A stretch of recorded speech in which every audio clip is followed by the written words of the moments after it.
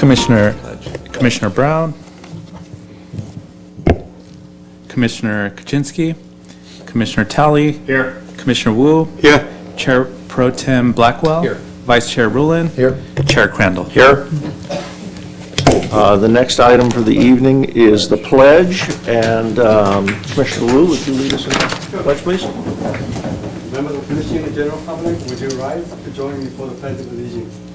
I pledge allegiance to the flag of the United States of America and to the republic for which it stands, one nation, under God, indivisible, with liberty and justice for all.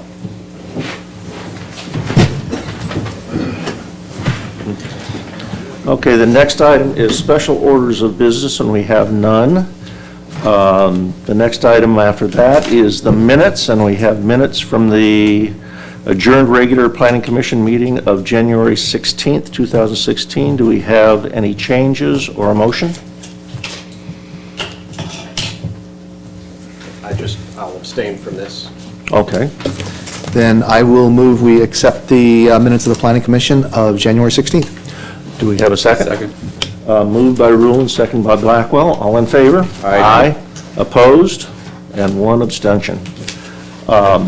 The next item is oral and written communications. Members of the audience may address the commission on matters of public interest which pertain to the city and are not otherwise on the agenda.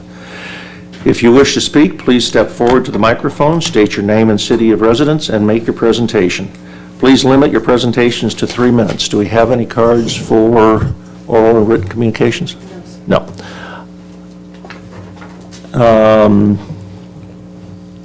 With the city planner, did you want to make any announcements during oral communications? I probably will later. Later, Yes. okay. Very good. The next item is the consent calendar, and we have none, so we're down to public hearings. Time limitation for applicants is 10 minutes, all other speakers 3 minutes. The public hearing process includes a staff presentation, a presentation by the applicant not to exceed 10 minutes, and public testimony. To facilitate the meeting for all attendees, the public is asked to limit their individual presentations to 3 minutes. Following closure of the public hearing, the Planning Commission will respond to questions raised during the hearing, discuss the issues, and act upon the matter by motion. Item A is a zoning amendment, and it is for zoning amendment 18497, regulation of leaf blowers. Amy Stonich? Point of order real quick. Certainly.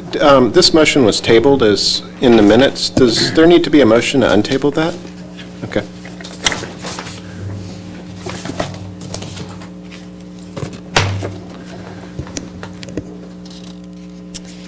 Well, good evening, Chair and members of the Commission. Tonight I'll give a brief presentation on leaf blowers and our proposed ordinance.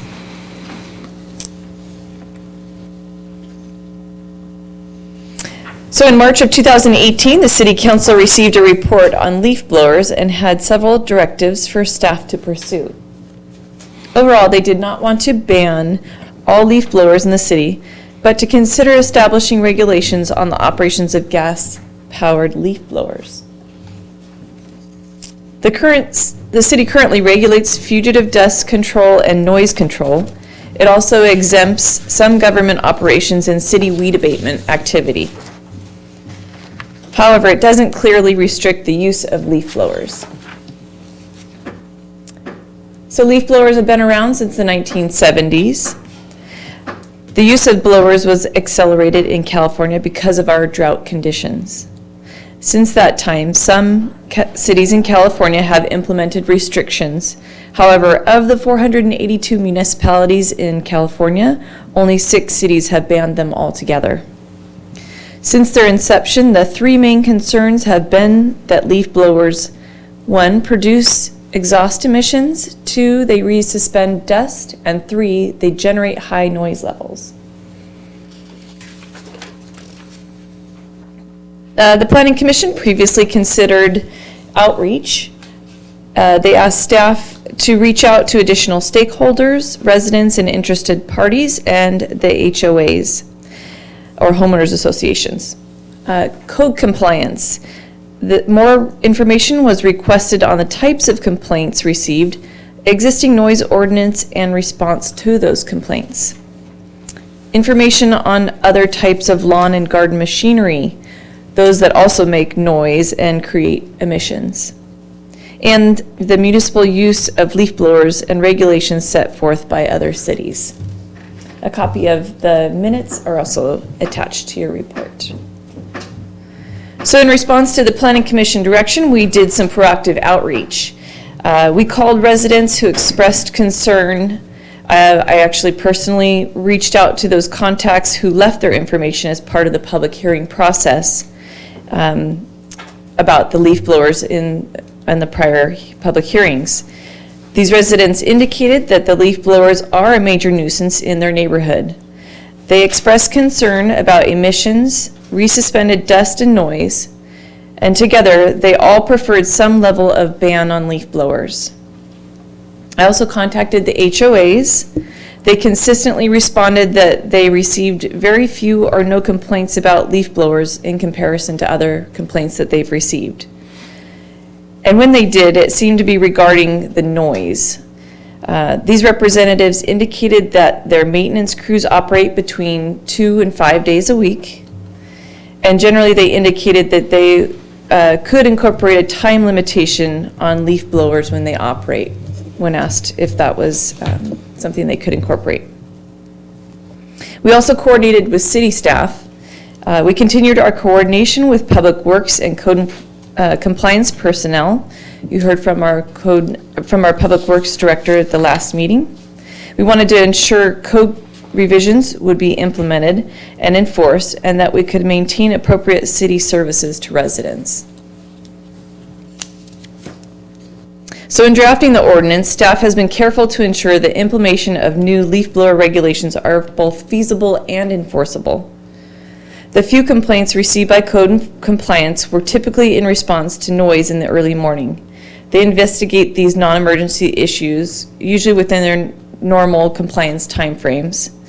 Any violation might result in a case being initiated and opened, and then a notice or a citation being issued in response. When we reached out to Dana Point Code Enforcement previously, they had said that it's difficult to enforce the decibel measurements due to the complexity of the code and measuring devices. But they do rely on limitations of the hours of operation and public outreach. Other types of lawn and garden machinery. So according to the California Air Resource Board, fumes and emissions are created by all gas-powered machinery, both blowers and vacuums. But it's important to note that air quality is regulated by the state, and leaf blowers are within or below those standards. It's also noted that gasoline and electric blowers generate high noise levels that might be offensive. Noise control can be difficult to enforce, especially when it comes to intermittent or ambient noise. In the prior report, you'll recall the discussion on the certification from the American National Standards Institute, or ANSI. Oops. They provide a manufacturer certification measured at 50 feet. This certification is typically provided as a sticker on each leaf blower. In the case shown on this picture, it shows 65 decibels, but you probably can't see it from there. Residents surveyed indicated it is leaf blowers that are of concern at this time, not necessarily the other types of lawn and garden machinery.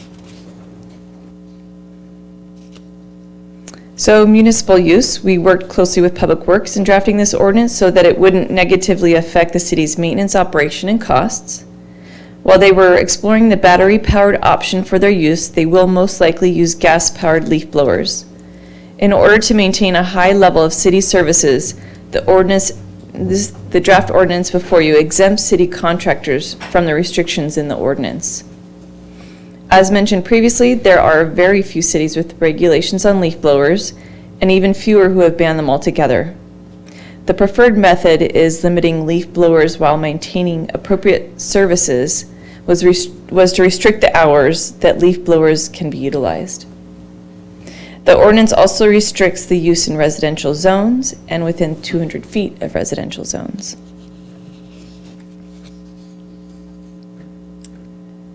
So the ordinance before you tonight incorporates definitions. It includes reference to leaf blower operation in specific noises, and it includes restrictions that apply to the use of leaf blowers.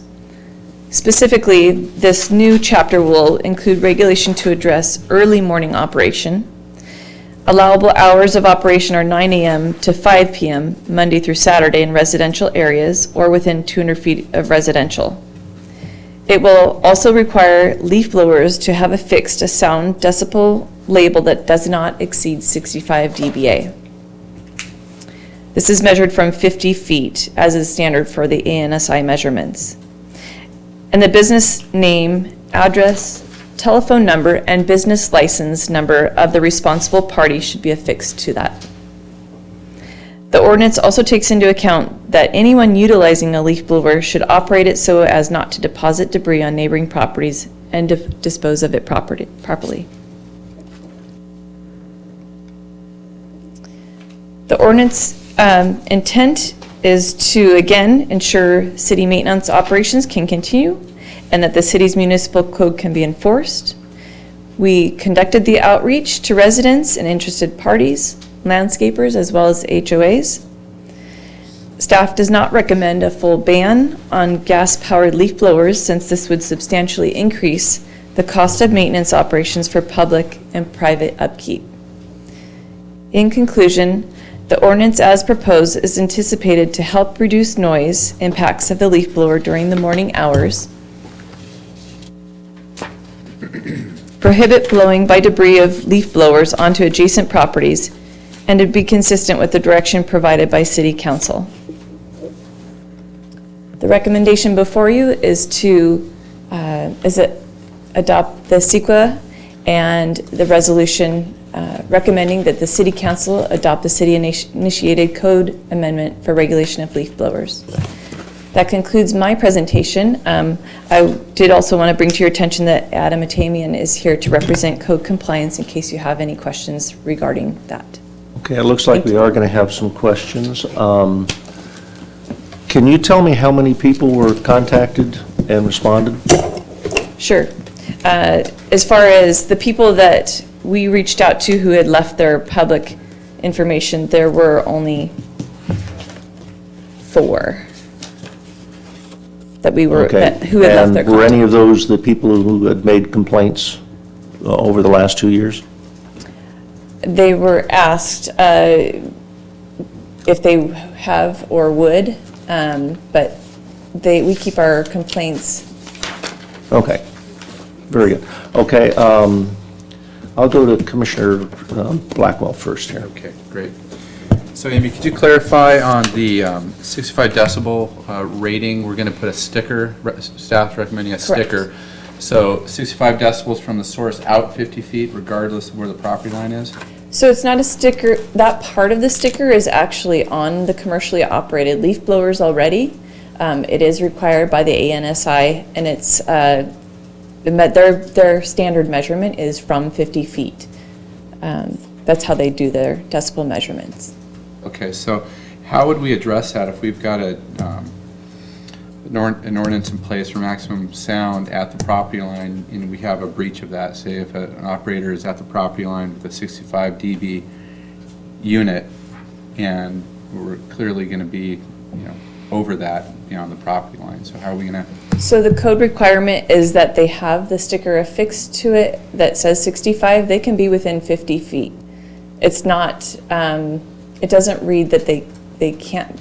The way it reads is that in residential districts there are restrictions, and also within 200 feet there are restrictions on time, and that should they operate a commercially operated device, that it has to have the 65 decibel. It couldn't be a machine that has a higher ANSI rating. However, so if it had a sticker on it that said 70 dBA, that would not be allowed. However, should they be less than 50 feet with a 65 dBA machine, they're still within compliance of the ordinance. Okay, so enforcement of a violation of the noise ordinance would be a separate matter. So they may in fact, break that rule by exceeding the noise limitations beyond the property line, but then code compliance would come in you get there, they'd be long gone already. So where'd they go? So that's really how we would address this. So if there's any noise pollution that's occurring, we had a speaker at the last workshop and discussion that made some valid points about smaller parcels and reverberation between, homes, and how the sound was, going to exceed that rating, and we determined that within certain, Commissioner Wu, I believe, did the math on, the distances, 50, 70 feet, and how it increased pretty significantly, actually. So how would we address that? You can see how confusing it can be with noise, so this simplifies it. You either, code enforcement, if someone were blowing at 8 a.m. on a Monday morning, they would be in a residential district, they would be in violation of the code. If they were using a machine that had the ANSI certification of 70 dBA, they would be in violation. However, if it were 65 and they were doing it at 9 a.m., they would be within the limits, even if they were standing next to a building. We're not measuring sound. The sound has already been measured by the ANSI and placed on the machines, so all that code compliance would be doing is to check the machine to make sure that it's already been certified, rather than out with noise meters measuring. So just to be clear, that measurement, that ANSI measurement is at the source. It's not 50 feet from the source. It's 65 decibel to get that certified. That's how loud it is right at the source. So it can't be any more than that. It's their measurement. They measure those devices from 50 feet. But if you were to stand next to it, I'm sure it would be, I'm not a noise expert, but it would be louder. What we're simply doing is leaving it to code enforcement so that should the device itself not have that certification, then they're in violation, so that we don't have to be measuring the noise. I don't know if it helps to see the picture. No, I understand what you're saying. I guess I'm thinking there's a two-part situation here. So we may have a violation of our noise ordinance as a separate package. So, not with leaf blowers. Well, I guess you could if you didn't have the right sticker on your machine. Okay, so are you saying leaf blowers are exempt from our noise standards? No, I'm saying, maybe it's easier if we look at the code section. So, the owner of each commercially operated is one key term. Leaf blower shall affix on it a clear identifying manner, their business name, their business address. Now, this is a sticker in addition to that they'd have to put on there so that we can get in contact with them. And a manufacturer certification label, which they all come with, from the ANSI, that certifying the leaf blower measured from 50 feet does not exceed 65. We're not out there measuring it at 50 feet. It already has the sticker on it, or it doesn't. If they don't have that certification, or the certification is a higher level, then they're in violation. Does that help? Yeah, I think I'm going to ask Adam a Adam. question about the other part of it, and then we'll go from there. Thank you. Appreciate it. Commissioner Talley? Good evening. So, one of the things that I think is very important when considering legislation like this is to understand the legislative intent in case the ordinance is ever challenged, and to understand the idea behind it. So indulge me, if you will, on a couple of these items. The first one is kind of going to the original agenda report from the City Council. And I did have the opportunity to speak with at least one of the council persons that was present during that meeting and ask them their recollection of it. So if I'm reading from that, the council inquired about gas leaf blowers versus non-gas leaf blowers, and the city's use of leaf blowers versus private citizen use of leaf blowers. So the reason that I kind of bring to those two items is it was at least the recollection of one of those council members that there were concerns about city's use of the leaf blowers in a negative way, not in a let's exempt them from regulation type of way. Was that your understanding of that city council meeting? So we went through the minutes and did our research on the meeting. We also worked with Public Works and other city departments to come up with the best ordinance. Well, I'm trying to understand legislative intent here, or at least a directive intent, which wasn't really what Public Works and the city departments wanted. This was what the governing body of the city wanted. So that seems at least to be at odds with some of the recommendations that are being made here today, at least according to a former recollection of a former city council member, which was the concern was not exempting city staff and city resources, but rather there needed to be tighter regulation of city leaf blowers. And Commissioner Talley, one of the suggestions by the city council members at the meeting was that we look at public works operations and see what the impact would be if there was a ban or restrictions on leaf blowers. So that was one of the recommendations. Also, what would be the impact on code compliance enforcement? So that's some of the feedback that we received from city council. Okay, and this was, I guess, not to use the term, but this was the prior city council, not the current seated members of, or at least not all of the current seated members of city council, correct? That's correct. Okay.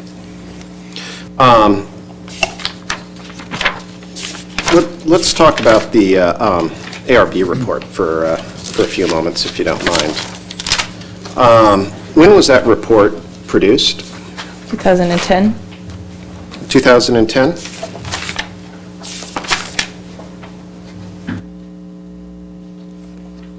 Correct. So I'm showing a copy that was provided in our packets of February 2000. So excuse me, you're right, 2000. So it's almost 20 years old, It's the one that they had, but it's almost 20 years old. Right? that's right, it's Okay. 19 years old. Okay. Wanted to make sure my math was still working. One of the, did they, in this report, did they examine or discuss electric leaf blowers? I'm sorry, you're They- asking me, but. In this you want to- report, right, that we have a lot of, kind of, I guess, the findings that we have to make. Did they discuss electric leaf blowers? Did they consider electric leaf blowers in They there? did, and in fact, in my report, I mentioned that they did say that both are a noise nuisance. They don't emit the same emissions, however, they do cause the same dust issues. Could you point me to where that is? Yeah. Because I found their characterization of technology, which is on page 12, which talks about the multiple types of technologies that they talked about, and they talked about two-stroke engines and four-stroke engines, which are decidedly not electric. Right. Of course, they're going to focus on gas because that, in addition to, that has the gas emissions from the machine, where, as opposed to just the suspended dust. Well, and so since we're talking about suspended dust, which I guess is defined particulate matter, PM10, did they make any findings or did they issue any opinions on particulate matter dust, or did they state that they couldn't make any findings on particulate matter dust? So, More put, did they make any decisions or recommendations about the health impacts of leaf blowers? So they came up with a conclusion that they do cause issues, the suspended dust, yes, and that the emissions are typically regulated to the point by manufacturers below the standard, and that they have continually improved their efficiency so that it's continually moving below the standard maximum, I should say. So, on page 4 of this report, they said ARB cannot conclusively determine the health impacts from leaf blowers.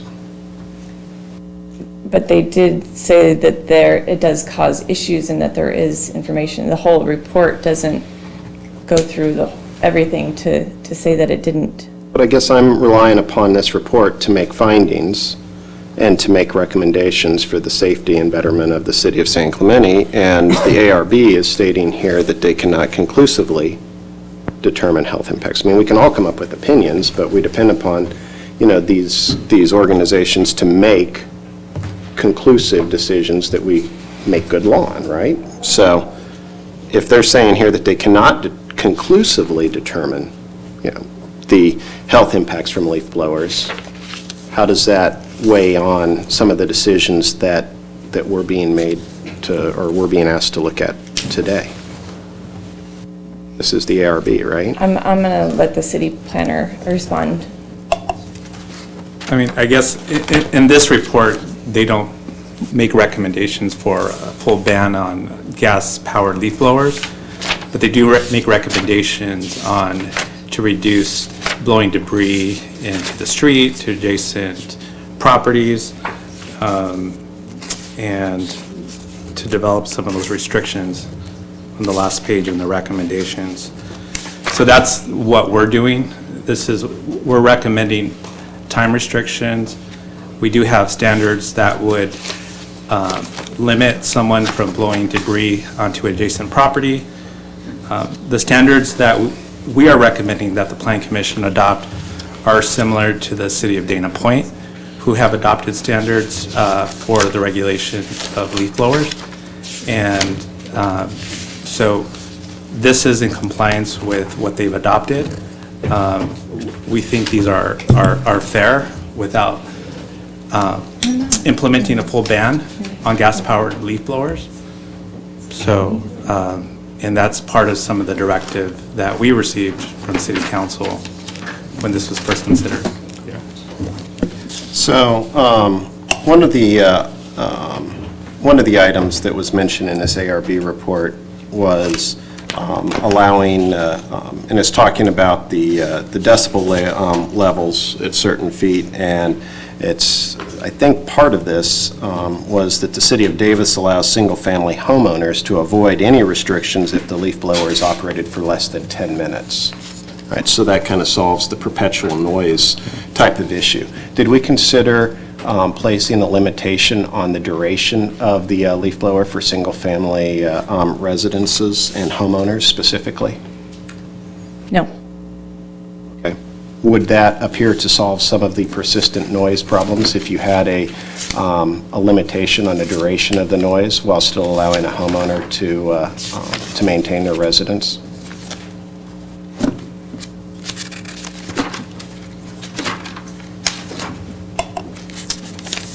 It wasn't considered. I mean, it is, if that is something that the Planning Commission wants to recommend the City Council to consider, then that can be done. Okay. All right. Let's go back to the actual proposed, or actually to a couple of points in the staff report. So I think you stated you talked to four residents after our last meeting for the outreach to residents. Mm-hmm. Did you talk to, how many homeowners associations did you talk to? I have a list, and I reached out to several. However, I spoke with directly probably 4. Okay. Did you inform them that you were making a recommendation to the Planning Commission that leaf blowers would not be allowed from the hours of 7 a.m. to 9 a.m.? Yes. That's where in the report I indicated that when I informed them of that, they indicated that the time would probably work within their operating procedures. Okay. So let's go to the actual draft ordinance, if you don't mind, specifically the definition of a leaf blower. And in there it says that a leaf blower means any portable power equipment designed or operated to produce a current of air by fuel, electricity, or other means to push, propel, or blow dust, leaves, grass clippings, cuttings, and trimmers from trees and shrubs or other debris. Okay, so not trying to be the lawyer in the room, but, taking a look at the definition of what we're trying to regulate is very important, and it's probably even more important than the actual name of the definition of leaf blower. So I want to ask you a couple of hypothetical questions. Would a lawnmower fit in this definition? I believe we discussed that at the last meeting. I would just note that the council directed us to look at the City of Dana Point's ordinance, and that is where this definition came from. Should you choose to revise the definition, I'm happy to note as such. Well, I think the last time we talked about this, the concern was brought up that this was a very broad definition. So I guess I want to ask from a legislative intent perspective, a lawnmower uses a blade that produces air that discharges, grass clippings, trimmings, and cuttings out the side at a high volume. Would that fall underneath this definition? I'd be happy to change it if you have some suggestions. Well, but as it sits right now, would it fall underneath? And I appreciate that, and we can talk about that, I guess, when the time is appropriate, but I'm trying to ask, would that currently fit underneath this definition? Is that? It would be an interpretation. Okay.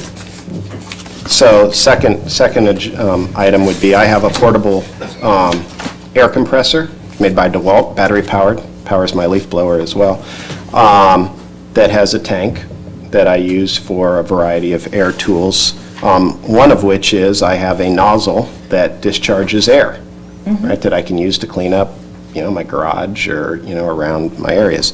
Would that fall under this definition? It would be an interpretation. It sounds like it. Okay.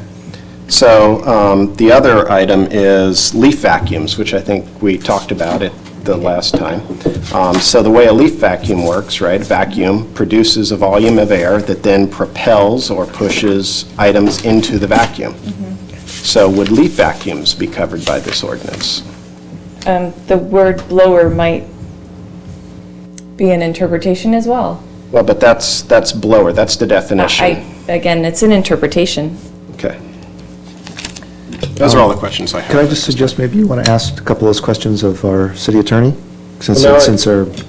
I'm more concerned about legislative intent right now, which is trying to understand what the ordinance means and why it was done the way it was. That's the legal questions would be if it gets challenged or something along those lines. I don't think these are procedural in nature. These are substantive. Continue. Oh, you're all done? Commissioner Wu? Hi, Amy. A few questions. When we compare the electric blower and gas-powered blower, did we consider a corded electric blower as an alternative? A lot of justification against the electric blower is that changing battery at cost. Did we consider corded one? What kind? An electric blower with a cord. Oh, with a cord. Yeah, imagine I'm a little concerned about the blanket exemption to city public works. Imagine they go to a park and they're going to have some access to an outlet, and they can use a corded one.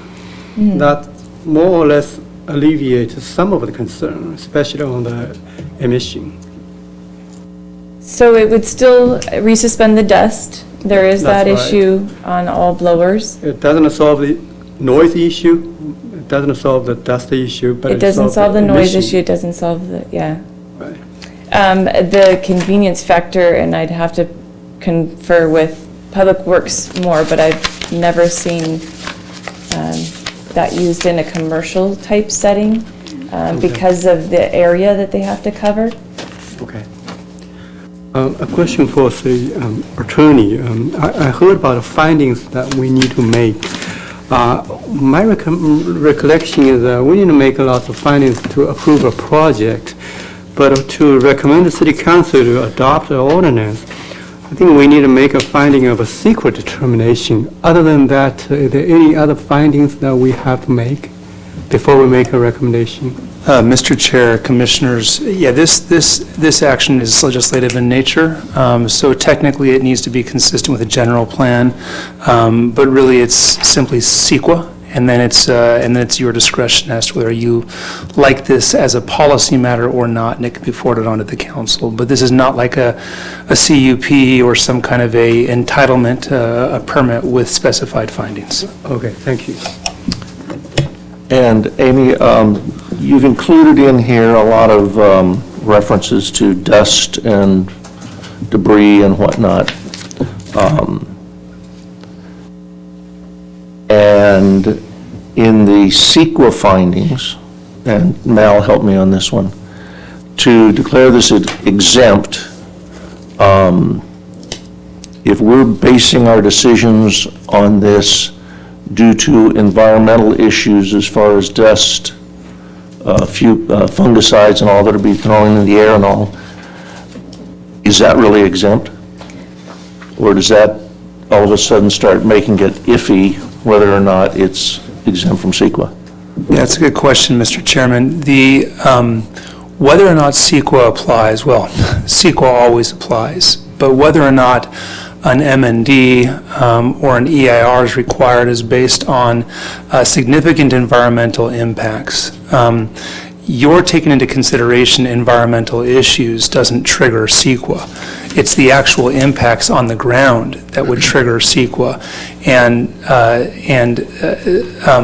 Class 7 and Class 8 in CEQA have exemptions that are specific to these types of regulatory actions. So it is permissible for the Commission to consider the environment in taking a regulatory action like this without it triggering anything beyond an exemption, which is what is recommended here. Thank you. Okay, very good. Commissioner Blackwell. Yes, Amy, I have a question for Adam, Damien, if you don't mind. And, hi, Adam. So, good evening, Commissioner. Hi. Question about our noise ordinance, and I don't need you to recite every one for every zone, but generally in residential zones, what is our noise maximum decibel level at the property line? Oh, it varies between different times of the day, but during the day it's 55 decibels. So is it fair to say that if a leaf blower operator was standing on a property line with a 65 decibel rated piece of equipment that they would be in violation of our own noise ordinance? Currently, they would. According to the ordinance as written, they would not, because it's exempted from adherence to the noise ordinance. Okay. Commissioner Talley. Let me follow up with that. So, right now, if you're standing on a property line with the 65 decibel leaf blower, you're in violation of city code and you could be cited for such. Technically, yes. I mean, yes, you could. okay. If this ordinance is adopted, you could be standing on the same property line with the 65 decibel leaf blower and you could not be cited for violation of the noise ordinance. Yes, there's a chance, and I misspoke. The 55 decibels is at night. It's 65 during the day. Okay. Still a possibility, though, because of that ANSI rating from 50 feet. They're definitely going to be louder at the source. So that activity along the property line would be exempted if they're in compliance with everything else in the proposed ordinance. So we could actually make the neighbor that's on a zero lot line, or that's the same person that came to us and was discussing the fact that they're trying to work at home in their home office and the guy's using it rattling around in the backyard, it could actually become noisier and you couldn't enforce that as long as they had the 65 dB sticker on their unit. Yes. Okay, thank you. Commissioner Rulon. Yeah, I have another question for Adam. Have we been getting many complaints about the length of time that leaf blowers are running? You know, like 20, 30, 40 minutes the leaf blowers going, or is that an issue?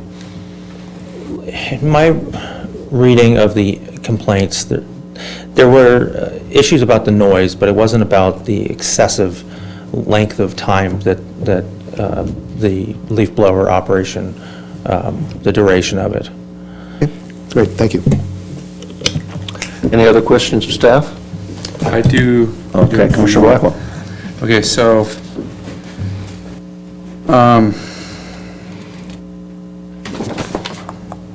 okay, now I'm going to wait for discussion on the. Okay, very good. Okay, we will close the presentation portion, open it to public comment. I have 2 cards. If anyone else wants to speak, please fill out a card, and we will call you in order. First is Brian M. Daly.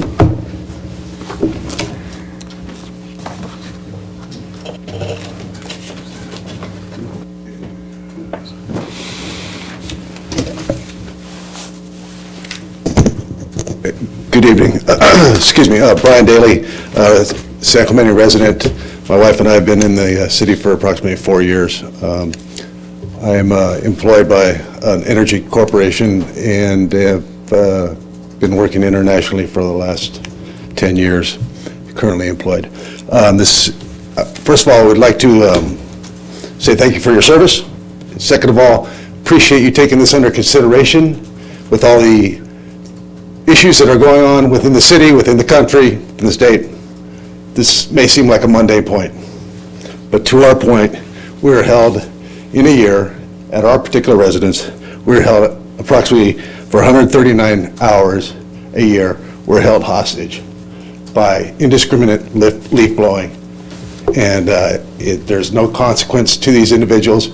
We don't even really know who to call. You call the planning, the city police. It's basically pretty much a hands-off. There's still questions about decibels, dust, where they can blow the fugitive emissions, what have you. So what I'm basically saying and proposing is that you consider what Laguna Beach has done with the total ban. With the total ban, there's no question. It's done. Okay. I have numerous videos with the noise as late as today. If you want to hear them, I'd be happy to share. Obviously, we've all heard them. We've all been annoyed by them. In the report, which I appreciate, there was a lot of effort that went into this report, a lot of time, and it's very complex. I understand that we understand it's very complex, all the dealings. Appreciate the questions from the floor here, or the board here, because they are looking at this seriously and the repercussions that it may cause.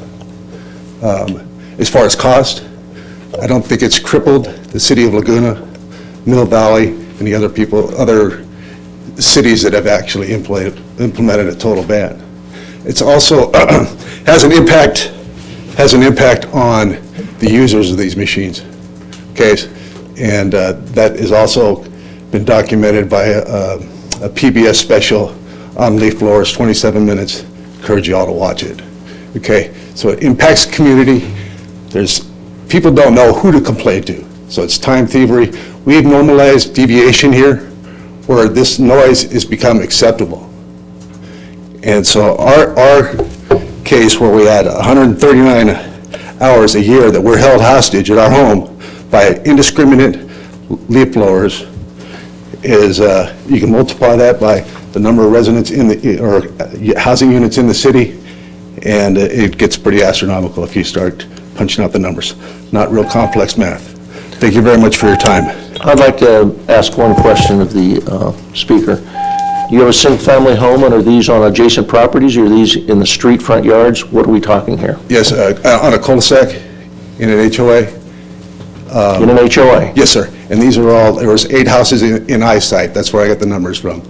They operate between 15 and 20 minutes per household with their leaf blowers. So they're saying that they're going to run up cost. I say get a rake, get a broom, use that for 15 minutes. It's not an operation center. Thank you very much. Thank you very much. The next speaker is Ken Koenig.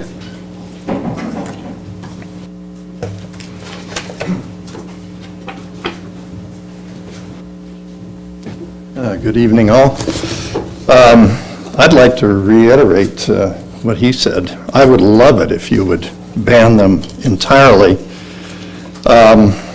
However, I got the sense from what I read before I came tonight that that was not the sentiment of this body, and therefore I was taking a more conservative approach.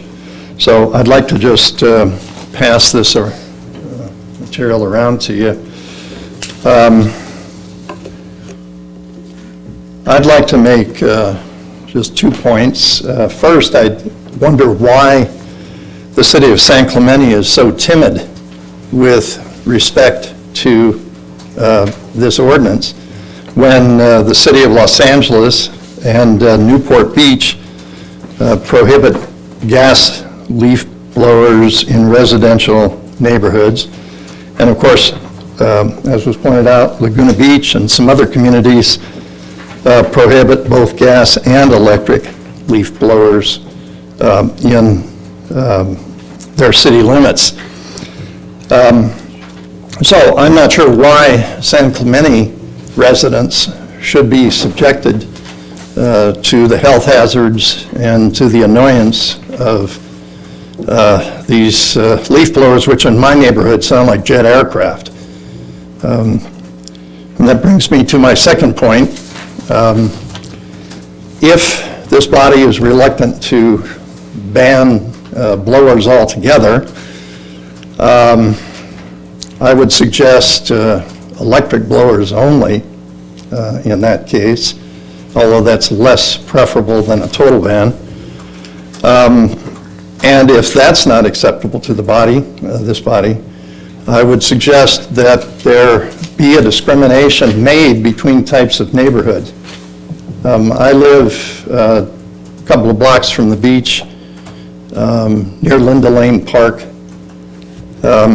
In that neighborhood, and there's many blocks in that area west of the freeway, the older part of San Clemente, where the population is very dense, the setbacks are minimal, lot sizes are small, yards are small or non-existent. And I sent, unfortunately, I only had one copy of a photo from a typical building in my neighborhood where you see there's absolutely no yard at all. And that's pretty typical for these neighborhoods. There's no yard or a very, very tiny yard. In those cases, raking, sweeping, or at worst case, an electric blower should be sufficient. Yes. Hold on, Commissioner Tell. I read briefly the notes that you were passed around here, and I just wanted to make sure I understood. First of all, having stood behind a jet aircraft, these are nowhere near as loud as a jet aircraft, thank goodness. But I'm doing a Trump here. Okay. Exaggerating. But if we weren't to consider a total ban in the residential neighborhoods, you think that an electric, requiring electric only, would be a solution that would be acceptable, albeit not the best? It would be better than what we have today? It certainly would be better than what we have today. Yeah, ideally, complete ban, but yeah, electric would be better than gas in terms of pollution as well as noise. Thank you. Thank you for your appreciate it. question. Thanks for your question. Okay, would anybody else like to speak? We will close the public comment and open for discussion. Do we have anybody who wants to jump in? I can jump. Commissioner Talley? So a couple of things. Thanks for indulging me on the questions, fellow commissioners. I think there's some parts of this ordinance that make a lot of sense. Specifically, the revision to the chapter where it talks about any person using or operating a leaf blower shall not cause dirt, dust, debris to go upon the neighbor's yard. I mean, I think that could be any person operating any yard equipment should not allow that to occur, right? I mean, that's, it's sad that we have to codify that, but as I'm sure code enforcement probably deals with, that probably happens more than you would think, where people just push stuff to their neighbor and be done with it. I'm not comfortable with the lack of discrimination between gasoline-powered leaf blowers and electric-powered leaf blowers. I think the ARB report lays out a lot of the concerns that they have about leaf blowers, but a lot of them are related to the emissions from the gasoline engine, not from an alternative energy source. I do want to compliment staff. I know you guys were working at City Council's direction on this, so thank you for putting together that report. I think that the exemption of city staff and city departments from the ordinance that we're talking about here or recommending is wrong. If we're going to adopt a citywide ordinance, then the city should be subject to its own, to its own rules. You kind of have to eat your own dog food. So if we're going to ban leaf blowers between the hours of 9 to 5, then everybody should have to play with that, including city staff and their contractors. Because in many of these areas, having lived in an HOA, Forester Highlands for quite some time, they've kind of stepped into the shoes of the city in maintaining roads and maintaining common areas, and I don't think it's fair that you ask a kind of pseudo city service to abide by different rules than you're asking the city to abide by. I think there's some common sense changes that we could make to this ordinance that would probably make it passable. I think, we should exempt electrically powered devices from the leaf blower definition. I think that we could replace the fuel and electricity with gasoline engines. Secondly, I think we should eliminate, as I said earlier, the city contractors and the city-maintained property from the limitations. And I think we should add a exemption that, homeowners, so it's not contractors that are coming, it's not, lawn services, it's homeowners of single-family residences shall be exempt from the limitations provided in this section if the blower is used for less than 10 minutes, kind of what the city of Davis did, right? Which allows you to go out at 6 o'clock at night before you have a dinner and use either a vacuum or use a small electric handheld blower to clean off your deck real quick, or to move some things around without having to fear getting a citation for using a leaf blower if you're doing it on the 4th of July before everybody comes over to watch the fireworks. I mean, under this code, you would not be able to use the leaf blower on the 4th of July. You wouldn't be able to use it on Labor Day. You wouldn't be able to use it on Memorial Day because those are city-recognized holidays. And I think that is, I just think that's wrong. So I could live with this ordinance if we were able to make, I think, some common sense changes to it that would make it not burdensome for the average resident, and also make the city abide by the same rules that we're asking its residents to abide by. Because at the end of the day, that's only right. Fair is fair. Fair is fair. Commissioner Rulon, go ahead. Okay, thank you. Yeah, I have a somewhat similar concern as you do, given the exemption for city property. I actually think it makes sense in terms of, public parkways and walkways where people are going to be during the day when the leaf blowers are going. You don't want that around. That's actually very disturbing to them. So allowing them to do that early in the morning, say in a large park area, golf course, that sort of thing, actually helps protect people from that kind of noise. I'm actually pretty okay with it in those circumstances. I have a little bit of a concern that the city will now be able to do it around their, early in the morning around their offices or other city property that may be near residential areas, and they'll have that exemption. I think the exemption should really be about large parkways, places where people are, enjoying the environment during the day, when normally, I think the intent of these time restrictions are, well, you can do this in residential areas during the week when people more or less aren't at home, right? We don't want it going on during the holidays when people are at home or in the evenings when people are at home. So that, the thing is in those public areas, that situation is flipped. People are there from 9 to 5. So, you know, allowing that exemption for those large public areas, parks, walkways, things like that, seems to make sense for me, so that can be done early in the morning when people aren't in those kinds of areas. So, in that far, I agree with you, maybe, and then we should continue the restrictions for the more sort of common buildings, residential areas where the city might have property. With the electric blowers, I think my reading of it is the electric blowers, while they may be a little healthier in terms of the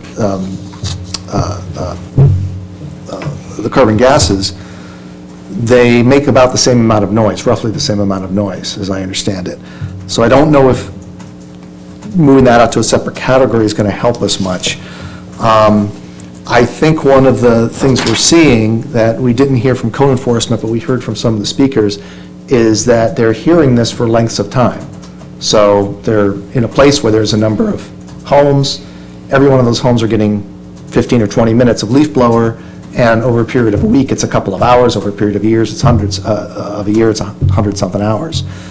I'm not quite sure what to do with it, because I assume that time is at each home. So each home is getting a slice of that time over there. We could restrict it to 10 minutes in a residential neighborhood. I am a little concerned with how we might enforce that, but I think it is an interesting idea to say no more than 10 minutes there. I'm tempted to say maybe a residential ban is the right thing, because there's a lot of very small or non-existent lawns, and taking a broom might not be that much large of an effort. But I think that making that ban is outside of our purview in this particular case. I think City Council has made it clear that they don't want a ban. So as far as what we recommend of an ordinance, I suspect we shouldn't have a ban. That doesn't mean we still couldn't make that recommendation to them, along with approving the ordinance. So that may be a way to do that if we think that kind of communication needs to go to them. So I guess one of my biggest concerns now is the length of time that some people are experiencing this. I have leaf blower next to my house, every Monday, but it's 10 minutes long. It's tolerable because it's over and done within 10 minutes. But having it every day for, a decent chunk of time is more problematic. And I don't know how many people around the city are encountering that, but if it's any more than a few people, maybe it's something we need to think about. And that's kind of where my mind is at with that right now. Commissioner Wu. I support Commissioner Ruling's thought and recommendation here. I think for the exemption to the city hired contractor, there's clearly a need for them to start early. So they have to be exempt for the time. I don't think there's any issue here. HOA, if you live on a HOA, I guess HOA hires a contractor to clean the common area. Those noise issues could be handled by the HOA, because when the HOA hire this landscape contractor, they can ask them to operate within certain hours to reduce the disturbance to the residents. I do want to add something to the ordinance, that is the duration of the noise a homeowner can make. Perhaps we can limit, I don't know how we can enforce it, not sure yet, but at least we can add something saying a homeowner shall not make use a leaf blower on his or her property for more than whether it's 15 or 20 minutes continuously. Some language of that, I think that will probably solve some of the issue. And also in the worst case, someone just decide to stand on your property and turn their leaf blowers on for no reason, and that will kick in and become the code enforcement issue. So I think adding a limit of duration of the noise makes sense, and it could alleviate some issues here. The biggest complaint I hear here is noise. I understand there are benefits to ban gas-powered leaf blowers because of the emission and because of the dust. But the biggest concern I hear is about the noise, so I'm going to focus my recommendation on the noise issue. So to sum it, I'd like to add a limit on the duration, and other than that, I will support the proposed ordinance as is. Commissioner Blackwell. Yes, thank you. I think it's time we had a new ordinance. I think it's a good start. I'm not completely on board with the way it's drafted at the moment. I also did review the ARB report that was in the packet. It's 20 years old, and the ARB conclusions really were basically that they're polluters. You know, they're not good for the air, not good for us to breathe. Didn't really get into sound much, but we've already heard evidence, and we all realize that electric or gas-powered, they make a lot of noise. And our own code enforcement manager acknowledged that, we could potentially be violating our own noise ordinance with these things, which the intent was, again, to protect folks and their quiet enjoyment of their property. And so if we're going to exempt a leaf blower at the property line and allow any equipment to exceed noise levels, we're really, in my mind, being somewhat careless in our actions here and not really considering the folks that we're trying to protect.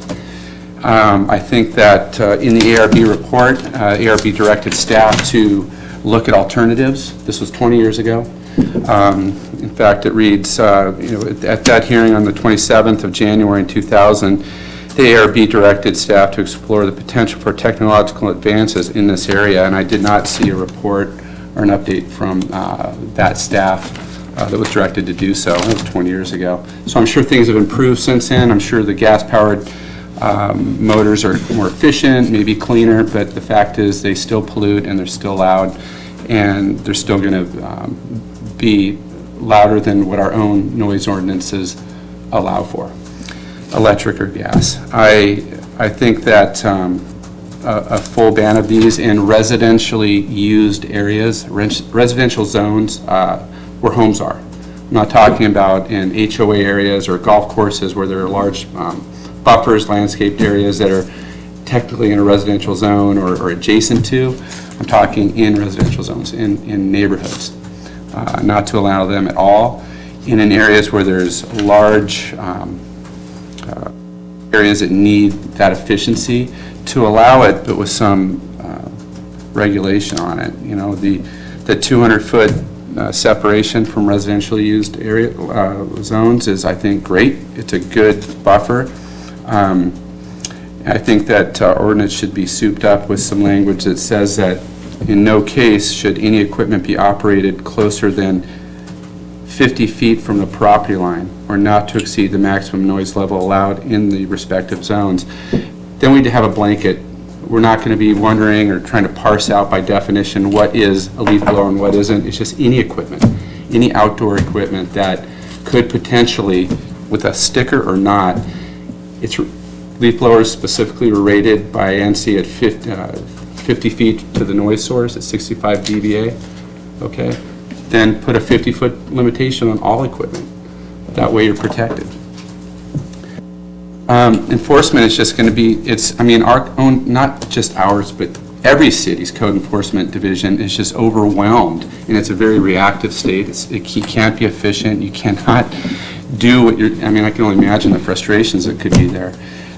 Even getting one call a day, by the time you get out there, it's gone.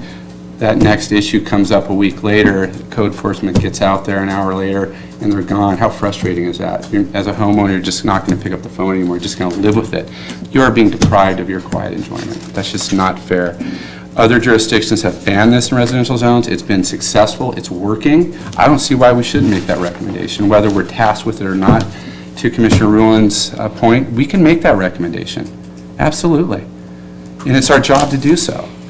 Otherwise, like I said, I think we'd be careless and not even considering it, having a discussion, at least at this level.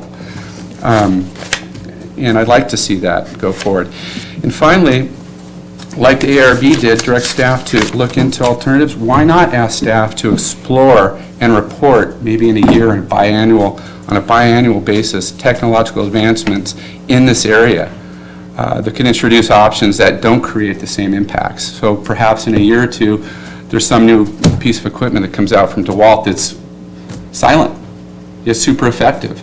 But then we have this ban in place. Maybe we revisit it and then amend at that point. But at this point in time, with what we have to work with, it's just, we're chasing, I mean, it's a moving target. Let's just address it now, deal with it, move it on. We can always amend our code later. That's my 2 cents on it. Okay, Commissioner Talley. Why don't we just take that a step further and tell people to start using water to clean their patios and to clean their areas with as well? Or would the commission like to go on record of stating to use water to do that? Because that seems to be what the ARB report talks about, which is that leaf blowers became prevalent when water use was discouraged. Now, I think I have yet to see any evidence from any body that demonstrates that electric-powered leaf blowers are not as noisy as gasoline-powered.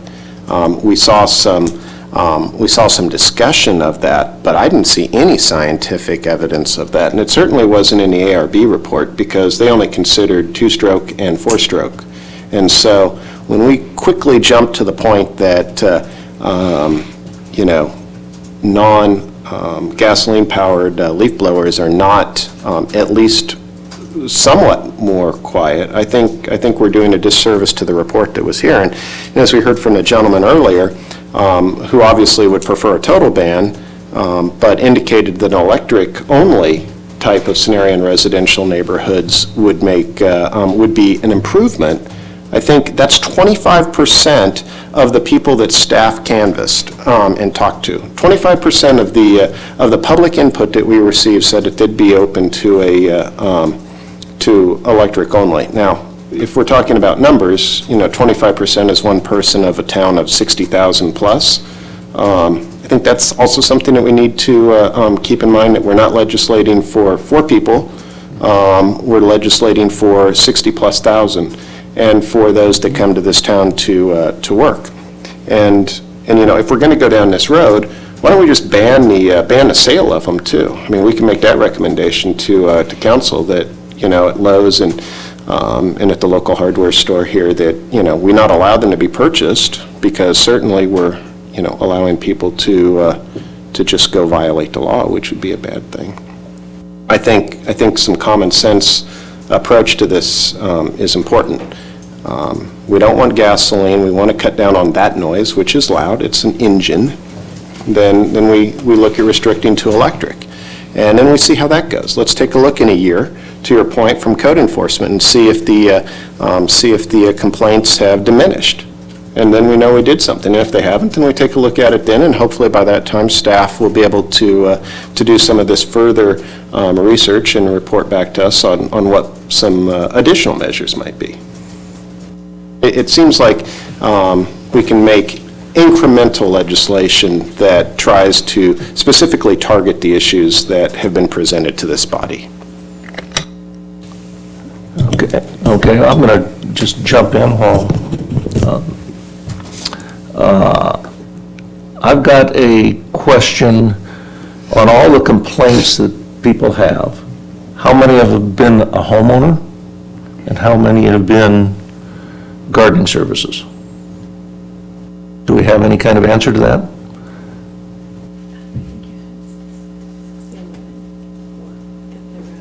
And what I'm leading up to is, I don't know personally any homeowners that have a gas-powered leaf blower, but I know a ton of them that have electric.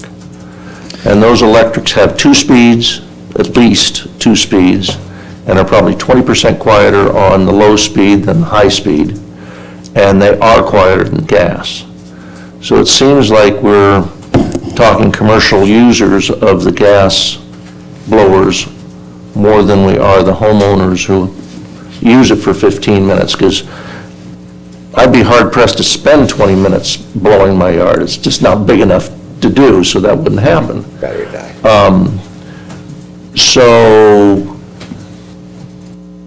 go ahead. Well, okay, so, Chair and Commissioners, I cannot give you specifics, but what I can say is, last time planning staff presented this item, I prepared them with the number of complaints that we had received for the previous 2 years.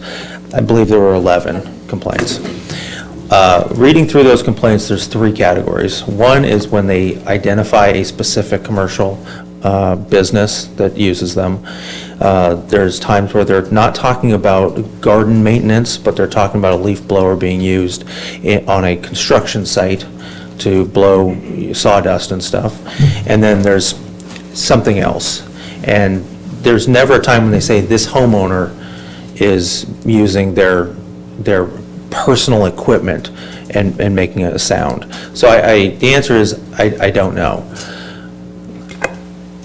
Since that information was presented the last time this was at Planning Commission, we have received no additional complaints. So that information is still current. And another question, and you may not be able to answer this. Do landscape maintenance companies and landscapers in the city have to have a city business permit? Yes. Do they? Do they? They should. If we get complaints about a business, that's one of the first things that we'll look at.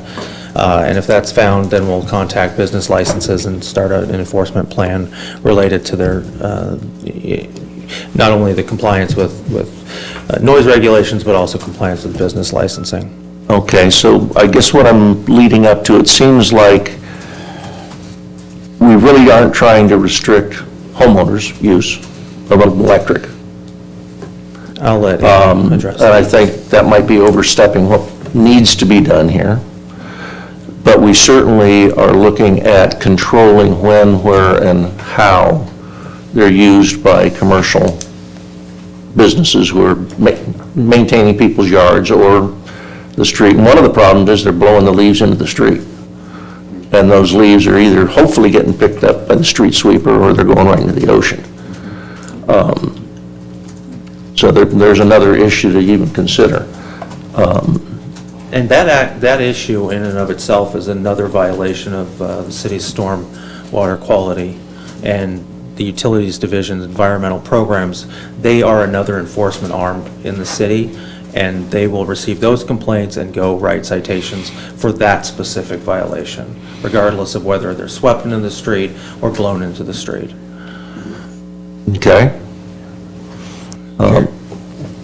Commissioner Talley. Just one quick question. You mentioned the 3 kind of categories, and the first one was the construction debris.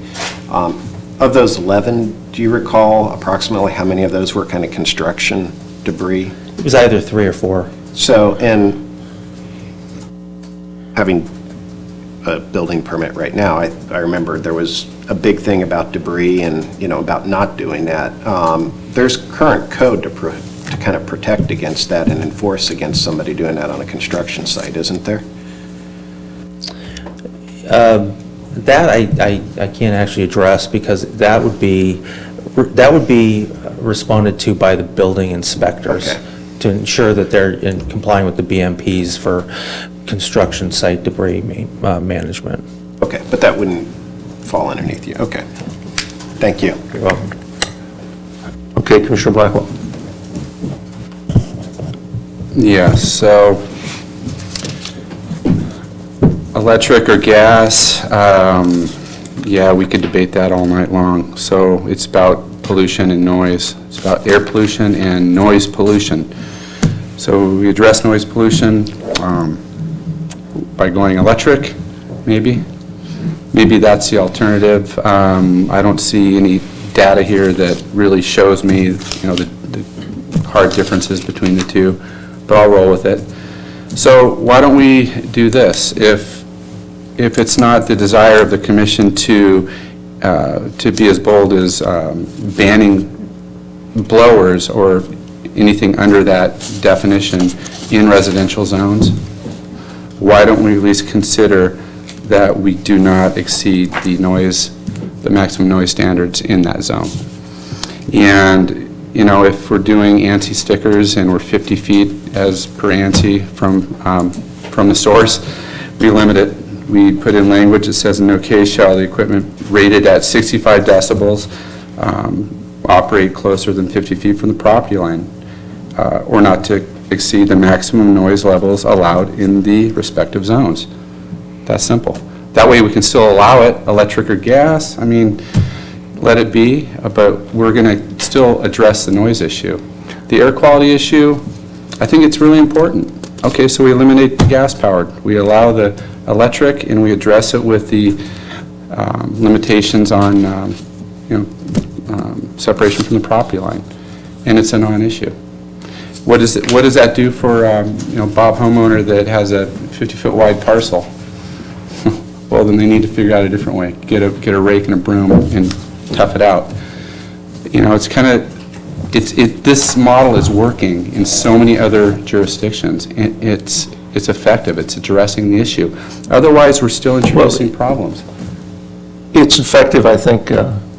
Amy mentioned that, 29 jurisdictions out of how many hundreds have done it? And I'm not so sure they are working that great. I haven't seen anything in here that says everybody's happy with it. There's no quantifiable information that we've been presented that we can make a finding on. It's all somewhat supposition. Well, other than the fact that we're introducing noise-making devices. Noise-making, not pollution, none of the others. It's strictly noise-making. Okay. The one thing that I did see in here is that the Southwest Air Quality Management District has engaged in a program of exchanging or giving credit to people that turn in gas-powered blowers for electric. So that's a governmental body that has made it, which has far more resources than we do to study this, and is far more intelligent about this than at least I am. Has made a procedural and a policy decision that there is a significant benefit to the effect that they are willing to pay you to turn in a gas-powered blower to go to an electric-powered blower. And that's demonstrable to me. So, and you can also turn down a electric blower, and it turns off the minute you pull the trigger off. It's not just humming there, waiting for you to, it's not waiting for you to do something. And so it's very much of, and it's like when you're vacuuming, with a handheld Dyson vacuum or something like that. You turn it on when you need it, you turn it off when you don't. You need to blow that little air, it's, you do it at a low volume of air. It provides that homeowner the ability to maintain their property, which I think we have to be mindful of. And I'm not feeling that the homeowners are the violators. I don't see that. I don't have that feel. But again, no quantifiable evidence to that. Okay. Well, I just wanted to finish my statement. Thank you. Yeah, it's okay. I just, at the end of the day, it's we're addressing impacts. We're trying to mitigate impacts here, right? Well, we're really being asked to respond to City Council's request, and that's how it was drafted by staff to respond to it. We could say, this could be a stopgap measure, but it needs more study and refinement. Because I don't think what is here really addresses all the problems. Well, if I may, just conclude with this. I think that if we are going to make a recommendation and push this forward as is, that we add some language to soften it a bit. This is a recommendation that could get parsed out, sliced and diced, or supported in whole by council. I think we need to really consider our opportunity here and put language in that really addresses the noise at the property lines. Just like any other noise-making device, there should be no exception. That is, in my mind, just careless, honestly. I just don't see how we could. I think I could draft some language. Okay, but, so you're saying no gardening equipment whatsoever that makes noise within 50 feet of a residence? Lawnmowers, edgers, weed whackers, you name Even it. if we strike the 50 feet, we just simply state that it is not to exceed the maximum noise levels allowable in that respective zone. I think, though, one of the things that code enforcement has said is can't enforce, that's almost unenforceable. Is that correct? Well, it would be enforceable. You can nod your head, that'll be fine. It's enforceable if, the violator is, violating when code enforcement shows up. It's, you're shooting at a moving target otherwise. These car washers, these gardeners, all of them. So then all we need is a sound ordinance. We don't need. We have a sound ordinance. We already have that. So. Well, then what you're saying is that addresses it. Well, so we have no mechanism to address our own ordinance, right? So we're saying it's okay to allow these to exceed the noise ordinance at 65 decibels at the property line. No, I'm saying if we did nothing, we have a sound ordinance already that says you can't do it. Then we add the 50 feet. Because ANSI says at 50 feet it's 65 decibels, and at 49 feet it's more than 65. And if our noise levels, if the maximum is, say, 55 decibels at the property line, we're already in violation, we're allowing it, we're exempting these from that. I've got some language. Okay, let's go to Commissioner Rulon real quick. I'll come back to you. Okay. Yeah, I've just been listening, we've got a lot of threads going on in here, and I think that there's some things we're considering that we may not have the information that we would like, all the information we'd like. I thought I'd say at least to my mind, maybe 4 things that we've been talking about that we might want to move forward on, just to kind of see if we can simplify a little bit, and you can tell me I'm all wet if this doesn't match what you guys, what's on people's minds. But one thing that occurs is it sounds like there's some interest in a time limit of 10 minutes, say, restricting that in residential zones. There's an interest in... At all times of the day? Well, we could discuss that. Hours, maybe. But between the hours. The other thing would be that exemption for large public areas, parks, greenswards, things like that, instead of just giving the city an exemption, giving everyone an exemption, but that would have to be defined, and I think that'd have to go back to staff, and they'd have to define what those areas are. Another one is saying that in residential areas, commercial people in residential areas have to use electric. And the other one would be, those were the things that would directly apply to this potential ordinance that's in front of us.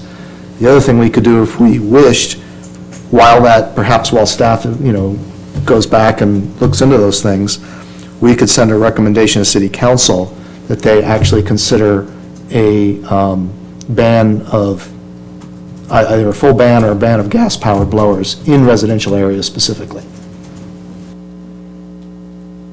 So those are the 4 things that I've been hearing from people, and if there's more or people have changed their minds, we can talk about that, but hopefully that'll maybe clarify a little bit. Hey, Commissioner Wu. Commissioner Blackwell, I admire your goal, which is noble, and I supported the total ban last time we make that recommendation to the city. But the item came back with a specific direction from the council, and so I think we need to be practical and move this forward. Subject to any device to our noise ordinance, or our current noise ordinance exempted the maintenance devices such as lawn mowers. So unless you take that out too, otherwise lawn mower is as noisy as a leaf blower. So how do you deal with that? I don't see it. It's not practical to, the technology is not there. There are a lot of things 65 decibels near the source. When we say it's 50 feet from the leaf mower, from the leaf blower, that's 65. So when you get closer, it's definitely louder and louder. If you put it right next to a ear, it's super loud, right? It's like airplane. So I would have just maintain what I said before. We already have a time restriction here. We added a little restriction to the duration of the noise, and then we make the exemption to the city hired contractors to take care of public places like streets or parks. Those will always be done by either the city or a contractor hired by the city. And they probably have a license to do that too. So that's my thought. And eventually, I do support a total ban, but it's just not the direction we receive from the city council. I personally don't have a lawn to mow. I rake my own leaves, if there are any. I pick up them by hand, so I don't need them. Did you have another comment to that, or? Oh, no, I'm sorry. Okay, Commissioner Talley.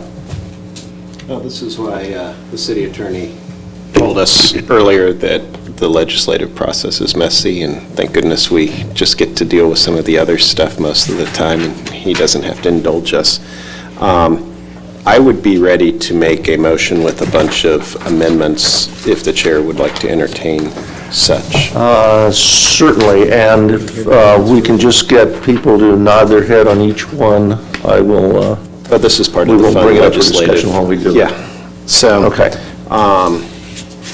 So I will make a resolution, or I'll make a motion to approve resolution number PC 18025, a resolution of the Planning Commission of the City of San Clemente, California, recommending the City Council make CEQA findings and for a city-initiated amendment of the City of San Clemente Municipal Code Title 8, Chapter 8.48, Noise Control, and Chapter 8.64.190, leaf blower operation, with the multiple amendments.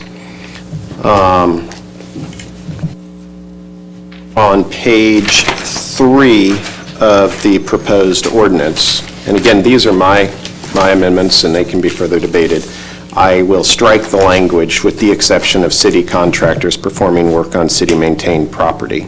So it'll start the use and operation of leaf blowers, and I do realize I need to go back to the definition, but I'll go back there in a moment. I also strike the last sentence on paragraph 1. City-maintained property included but not limited to parks, parkways, trails, and right-of-ways shall be exempt from restrictions on hours of operation listed above.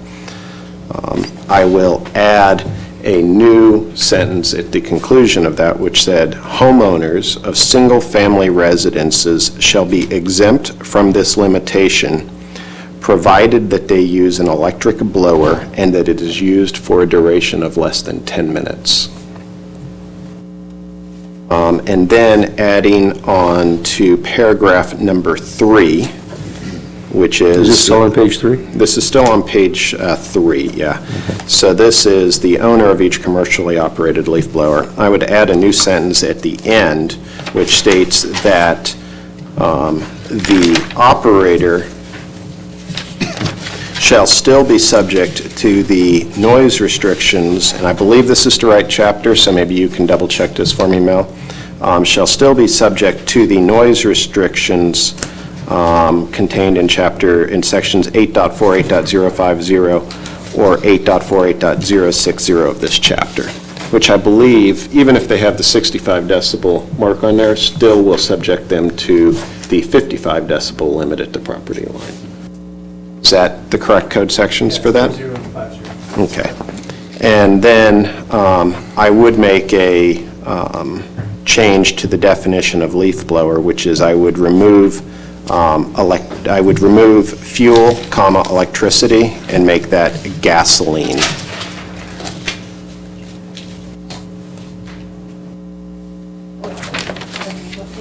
That is on the first page. I'm sorry, that's on page 2. That's on definition of leaf blower.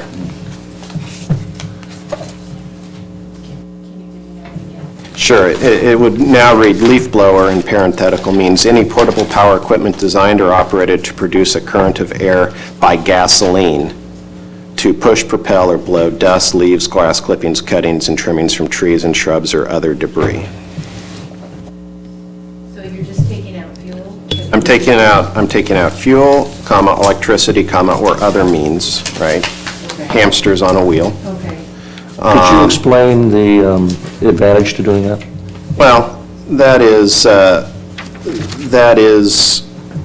again part of the baby step process of we've heard from the ARB board. Well, I was wondering if you'd be better off just internal combustion engine. Okay, you could say internal combustion engine. And that covers all the fuels that they can pump into. Okay, fair enough. I wasn't thinking about other types of petrol-type fuels, but yeah, I would make that as internal combustion engine.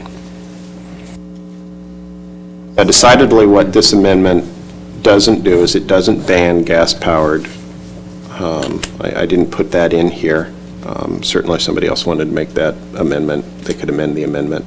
But those, and the rationale on the removing the city contractors is, let city council put that back in if they want to do that. Because I think they can set the policy better. If they want to exempt city personnel, let them make that decision, because they talked about it and not doing it, and I'm not comfortable with that. So that's my proposal. It needs a second. Where's your language down there? That language is adding to paragraph 3, which right now, the current code exempts lawn-powered devices from the noise ordinance. This actually makes these subject to that.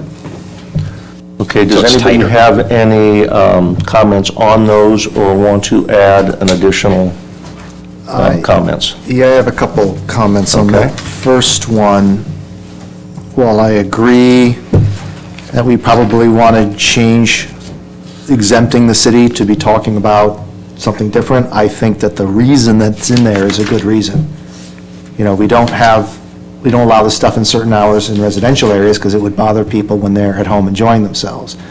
We would allow blowers early in the morning, say, in other areas, because later in the day, there are people enjoying those, and then they're now subject to just the things we're trying to protect homeowners from. So removing it entirely, I have a problem with. Okay, stop, hold right there for a second.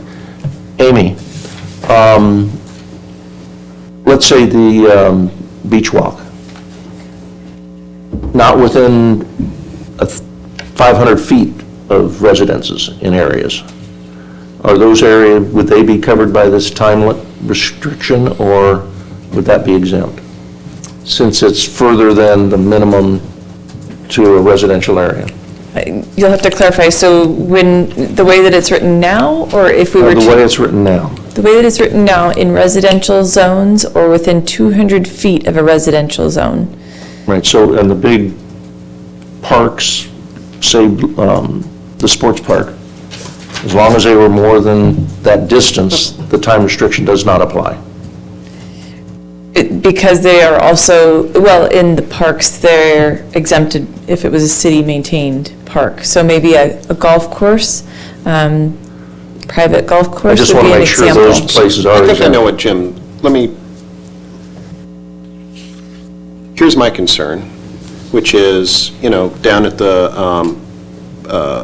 park by our house, right, that's within, there's 2 houses bordering the park. I don't want the city doing that at 7 a.m. if the homeowner can't do it at 7 a.m. That's not right.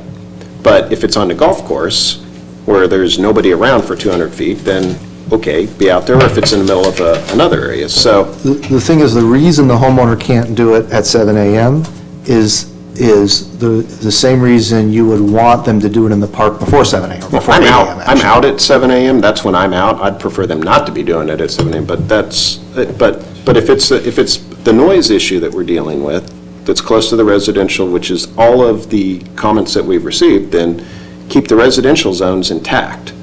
So they couldn't do it in that park because it's within 200 feet of the houses, right? So maybe, and my concern is, if we put that first sentence back in, maybe Mel can come up with something for this, which is, with the exception of city contractors performing work on city property. Then further down there, it's got a restriction on the 200 feet. So here's the question, and this actually applies to sections of the beach trail as well, because they are within 200 feet of Some of them houses. are. That's right. Some areas are. So when would they work on those? Now it's noon, and the park has people in it, the beach trail has people in it. Are they blowing the leaf blower then? So let me give you the countervailing point to this, which was, I was president of Forester Highlands Homes Association, which had 650 homes. We had a couple hundred acres of common area that we had to maintain. And all of the sidewalks, all of the common area where people were walking would not be able to have that cleaned at 7 a.m. with a leaf blower under this code, which is the exact same argument that you'd be making for the beach trail.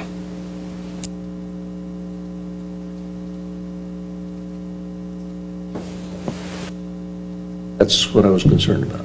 That's right. Yeah. So what's good for the goose is good for the gander, right? So if the city can do it, then everybody else should be able to. That's why I'm saying that they should be able to do it. Homes associations should be able to do it. Yeah, in those kinds of areas, in those similar areas, is the point, because otherwise, those, during business hours, during the week, those areas are populated with kids playing and that sort of thing, and you don't want the leaf blowers going then. It's within 200 feet of a property, right? Well, I'm talking about beyond 200 feet, so. But the beach trail and a sidewalk in front of a house in Forester Highlands are the same distance from a house in many cases. 200 feet or so. And they were out there at 7:15 in the morning I see. every week. All right, yeah, so I think I was missing that. All right, so if it's within 200 feet, it's within 200 feet, no matter what. If it's outside of 200 feet, Blow go away. knock yourself out. So, Yeah, pretty okay. much. So, okay. And it's just, and if the council wants to make a change, then let them do that, and Yeah. hopefully by then, Okay. those associations will So good, either thanks for show up or- clarifying that. I can support that. Number 3, And the Where- homeowner exemption, you're okay with? where, yeah, homeowner exemption, I think, I'm a little iffy, but yeah, I can live with that. The, as long as it's 10 minutes. The operator still subject to the noise ordinances. The problem is I don't know that that's enforceable. Now you've got somebody who has to go out there with a noise meter at some point, and, It's no different than playing loud music in the backyard, right? no, because then you can come back out, it's probably still playing, someone, the guys might be gone. So if we're never going to be able to enforce it, what's the point? Not that I'm not saying that it shouldn't be quieter, but if we can't enforce it, Say convince Commissioner Blackwell. so, well, anyway, that's why, well, I would have to be convinced that that's enforceable, and so far I'm not, in order to support that amendment. The other one was the change in definition of leaf blower, and I don't see much reason to change it, because even though electricity might be better than fuel-powered, if an electric blower is, over 65 decibels, then it shouldn't be exempted, right? I like the fact on the changing it is homeowners who want to use it for 5 minutes to clean off their yard are most likely going to have an electric. Right. And if you keep electric in there, they couldn't do it. For a homeowner to use leaf blower, even if electric, for a short period of time. Less than 10 minutes. Can they do it in the middle of the night?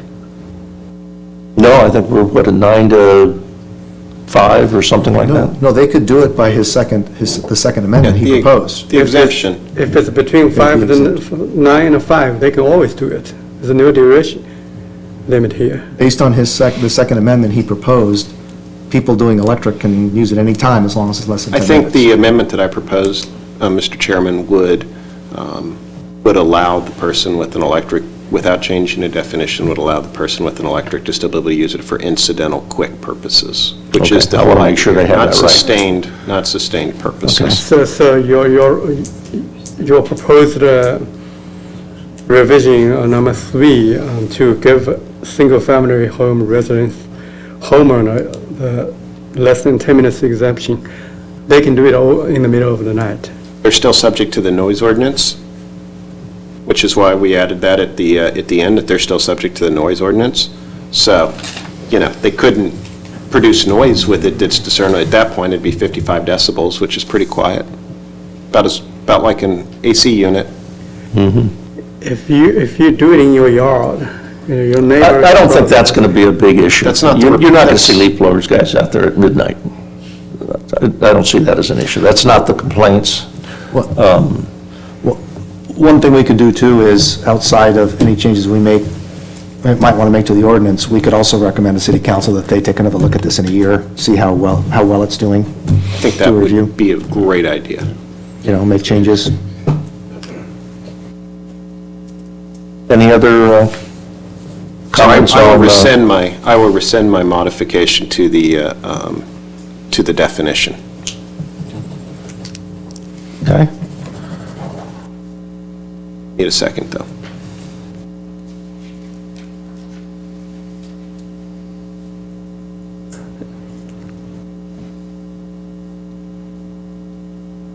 Did you read the So let resolution? me, Yeah, he made the motion. can I ask you a question here Three about minutes. section 1? You've heard that the intent is that we want to be able to allow city staff or contractors the ability to use their leaf blowers kind of unrestricted on time unless they are within 200 feet of a residential property.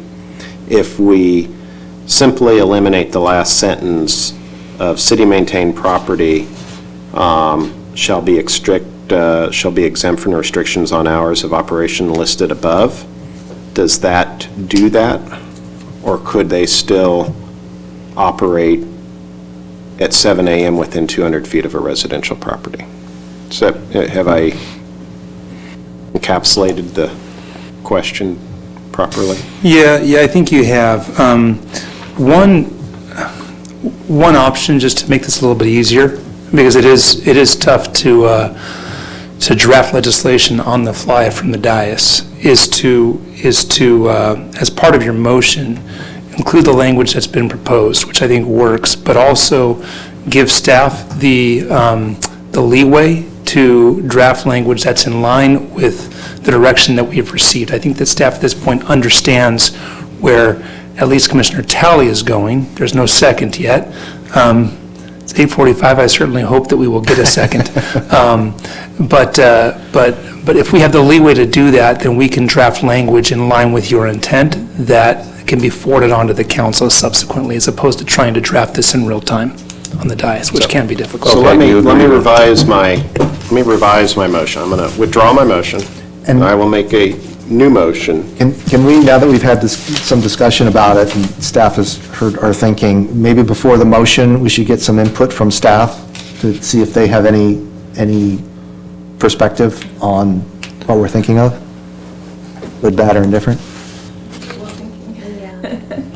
I think rather than doing specifics, I think we can ask Gabriel that, are you comfortable with the proposal by Mal to give staff the leeway to...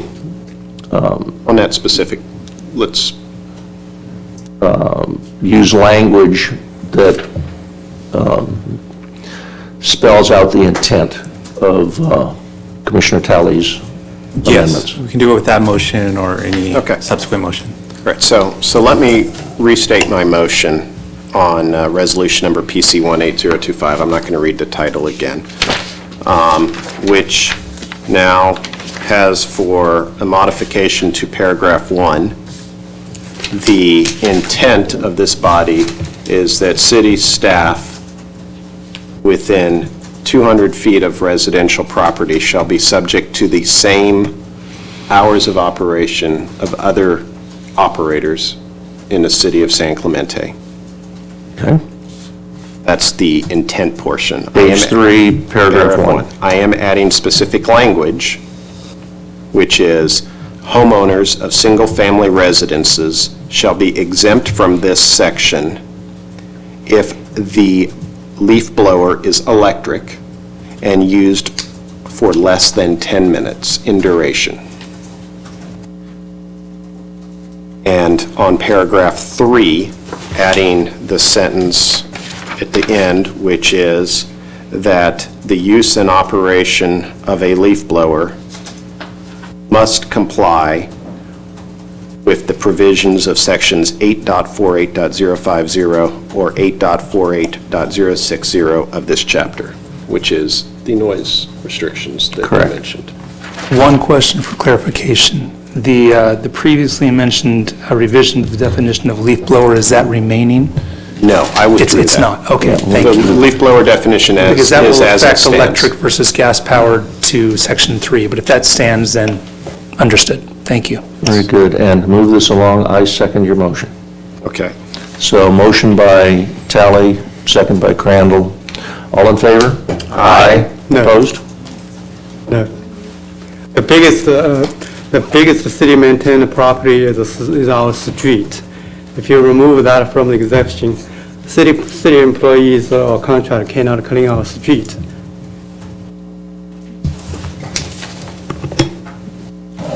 Is there, I don't believe city use leaf blowers in the street. We have street sweepers for that.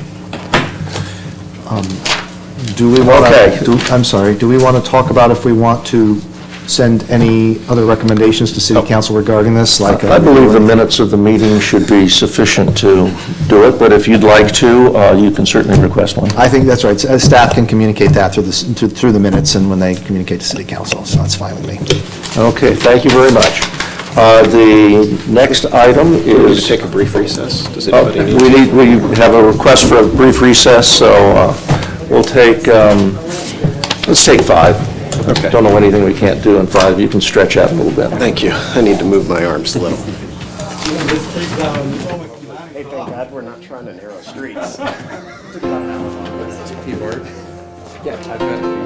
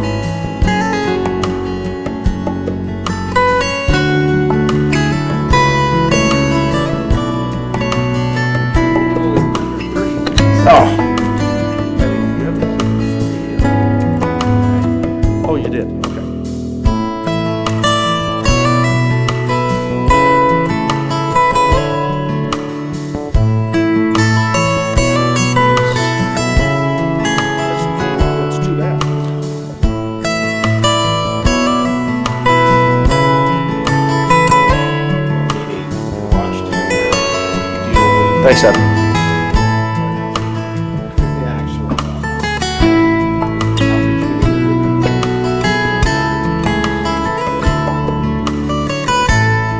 Okay. Veronica, we had to step aside.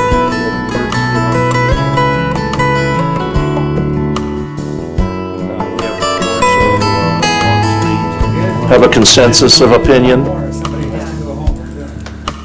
You know, it won't. Okay, let's call the meeting back to order. We are on item 8B, conditional use permit 18574, Terra Brazil Convenience Store. And Veronica Moronis is giving the presentation. Good evening, Mr. Chairman, Commissioners. My name is Veronica Moronis, Assistant Planner, and I'll be presenting item 8B this evening, Terra Brazil Convenience Store. And having some technical difficulties. There we go. The project site is located, No?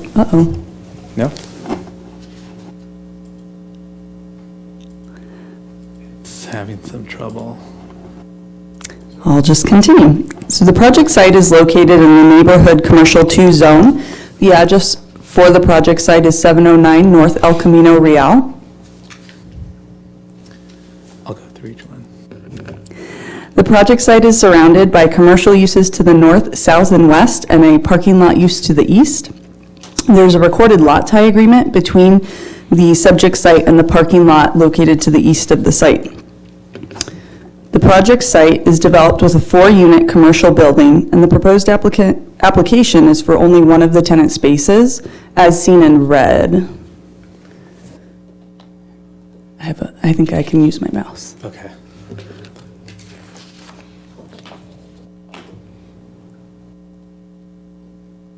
Okay. So the proposed project requests a change of use to allow a convenience store. A conditional use permit is required for the convenience store use per section 17.36.020, and the purpose of the CUP is to ensure compatibility with surrounding uses and properties.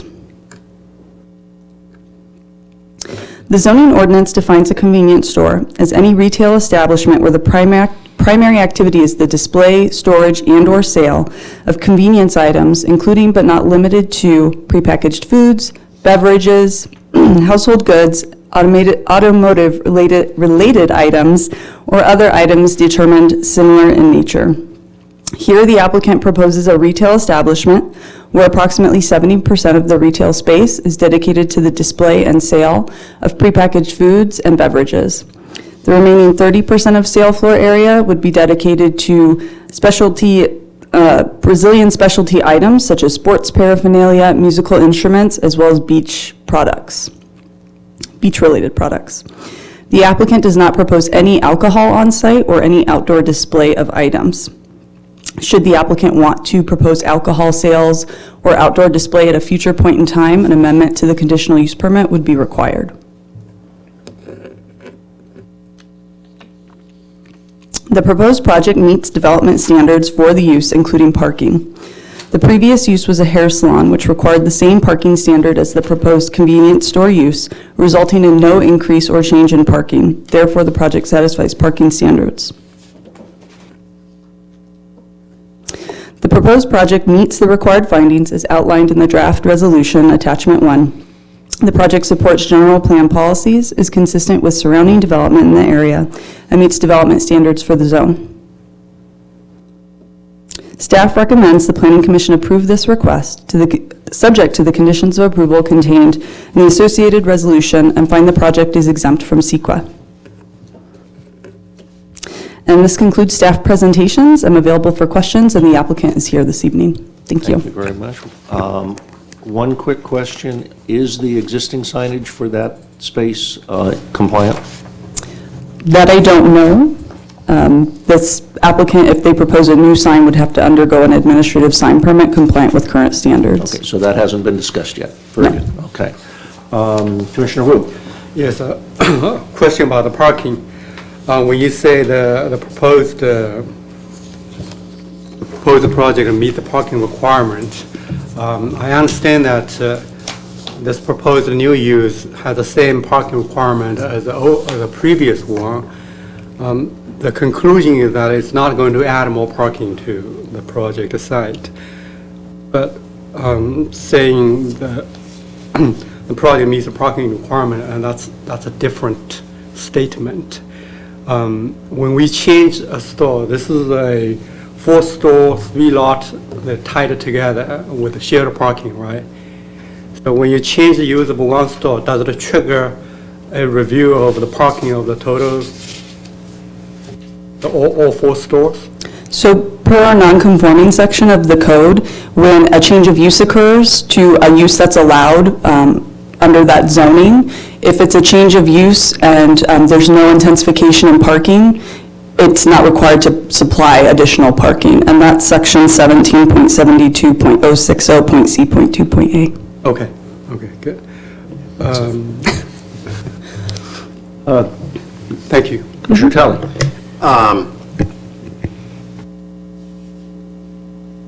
I think that's good that we're allowing that exemption there. Otherwise, you could really prevent businesses from being able to come in or make it very onerous for them.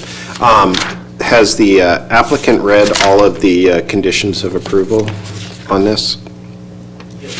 Yes. Are you okay with all of those conditions? Yes. And the one thing that I would, I think the picture here, and I think the question that Commissioner Wu was, or maybe it was the chairman that was asking about, was the window stickers for signage. Those are controlled. Those fall under our sign ordinance. Has that been explained to you? Briefly, because I don't think we got to that point of the building section. As far as, briefly. Okay, I just want to make sure that the applicant's aware that you can't just put, window decals up on the windows without conforming to the sign code, right? So that's all I have. Thank you. Commissioner Wu, did you have another Yeah, question? another question is, in fact, the convenience store requires 1 parking space every 200 square feet, but general retail only asks for 1 space for 300 square feet. When do you decide to apply which category? So that's triggered by the definition of a convenience store, which is in our definition section of the code, which you will find in your staff report, and that's the portion that discusses the retail establishment where the primary use of sale, storage, or display is prepackaged foods, beverages, household goods, automotive-related items, or other items similar in nature. And so the applicant's request for this retail space is 70% of the floor area, the sale area, would be prepackaged foods and beverages. So only when we cannot nail that down to a more specific level, then we call them general retail. Right, so. Okay. Any other questions? Would the applicant like to make any comments or not? It's your choice. Not really. I mean, it's pretty much it's a convenience store. We're selling Brazilian products, typical from Brazil. The general. I don't know what to say anymore. Okay, very good. It's a big project. Very good. Okay, we will close the presentation, open it up to public comment. And I do not have any cards for speakers, so we will close it. Any discussion or motion? No discussion. Do you have discussion? Oh, no, no discussion. Then I'll make a motion. Resolution number PC-19003, a resolution of the Planning Commission of the City of San Clemente, California, approving conditional use permit CUP 18574, Terra Brazil convenience store, a request to operate a convenience store in an existing commercial building located at 709 North El Camino Real. Second. Motion by Talley, second by Wu. All in favor? Aye. Aye. Passes 4-0. Chairman Crandall? Yes. I'd like to let the Plan Commission know that this will be Veronica Moronis' last presentation to the Plan Commission. So this is her last week here, and she is one of the superstars of our planning team. She has been. So we wish her well in her next endeavors, and I just want to let the Planning Commission know that because some of you have seen her presentations at DRSC as well as the Planning Commission, and she will be missed. Now, are you going back to school, or? I have intentions to attend graduate school this year. so- Congratulations, proud of you, that's a good move. In planning. Well, we hope to see you back here someday after you get there. It's a wonderful city, and you have a wonderful planning division, so I hope that maybe too. Very good. Best of luck to you. Good luck. And we'll miss your excellent reports. Okay, congratulations and best of luck on your new endeavor. Don't study too hard. Thank you, appreciate it. Thank you. Thank you. Next item is item 8C, Cultural Heritage Permit, 18051, tentative parcel map 2018-188, 203 La Paloma Triplex. And our presentation is by Jonathan Lightfoot. And you look really sharp. From this? I like the tie. From the mouse? Yeah. Okay, great. Well, good evening, Commissioners. Thank you for your time. We'll be looking to, this evening at the La Paloma Triplex. There are 2 entitlements requested with this application, both a cultural heritage permit and a tentative parcel map.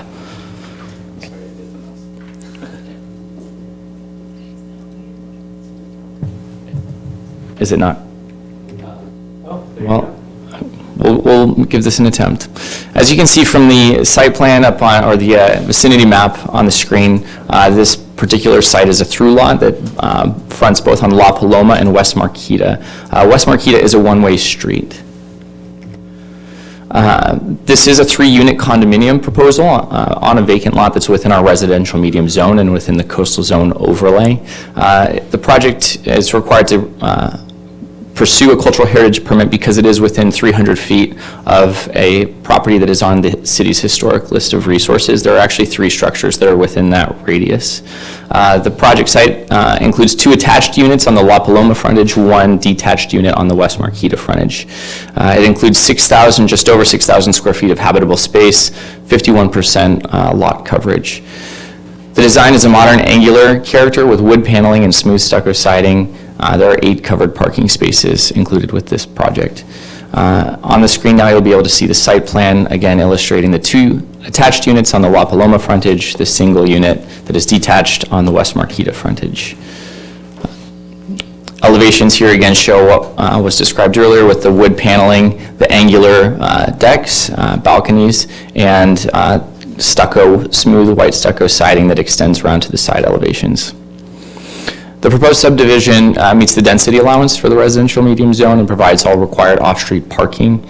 The project will not have negative visual or physical impacts on the historic resources. It was reviewed by our design review subcommittee, which also acts as our cultural heritage subcommittee. The scale, mass, form, and setbacks and materials are compatible with adjacent structures and in character with the pattern of development in the neighborhood. You can see from your staff reports there's illustrations of the context of the site, of the vacant lot, and the existing structures on either side. So it is staff's recommendation that you find, or that you determine that this project is categorically exempt from CEQA, specifically sections 15303 and 15315, and adopt resolution PC 19-004 approving cultural heritage permit 18051 and tentative parcel map 18081 for the La Paloma Triplex, subject to the attached conditions of approval. That concludes staff's report, but I am of course available for questions.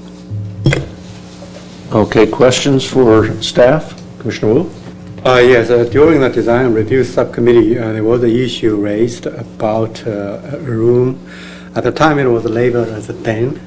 It seemed to be fall underneath the definition bedroom. How do you address that? I see that room has been relabeled as family.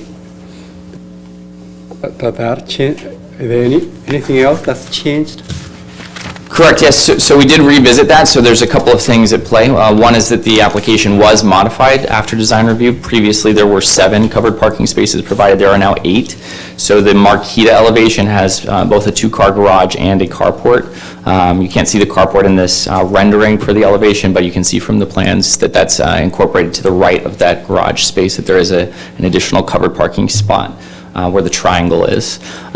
So an additional parking spot has been provided. Also, that discussion has occurred, and you were correct through design review that the den would meet the zoning code definition of a bedroom. And there is, on the site plan now, you'll see that there is a space labeled as a family room, but that wall that extends is only 50% of the distance. And so if 50% is open, it's not considered a bedroom. So it does meet our zoning code definition to qualify as a room other than a bedroom, in this case, a family room. So now this room is open enough not to be considered a bedroom? Correct, yeah, we have a requirement that 50% of one of the walls is open.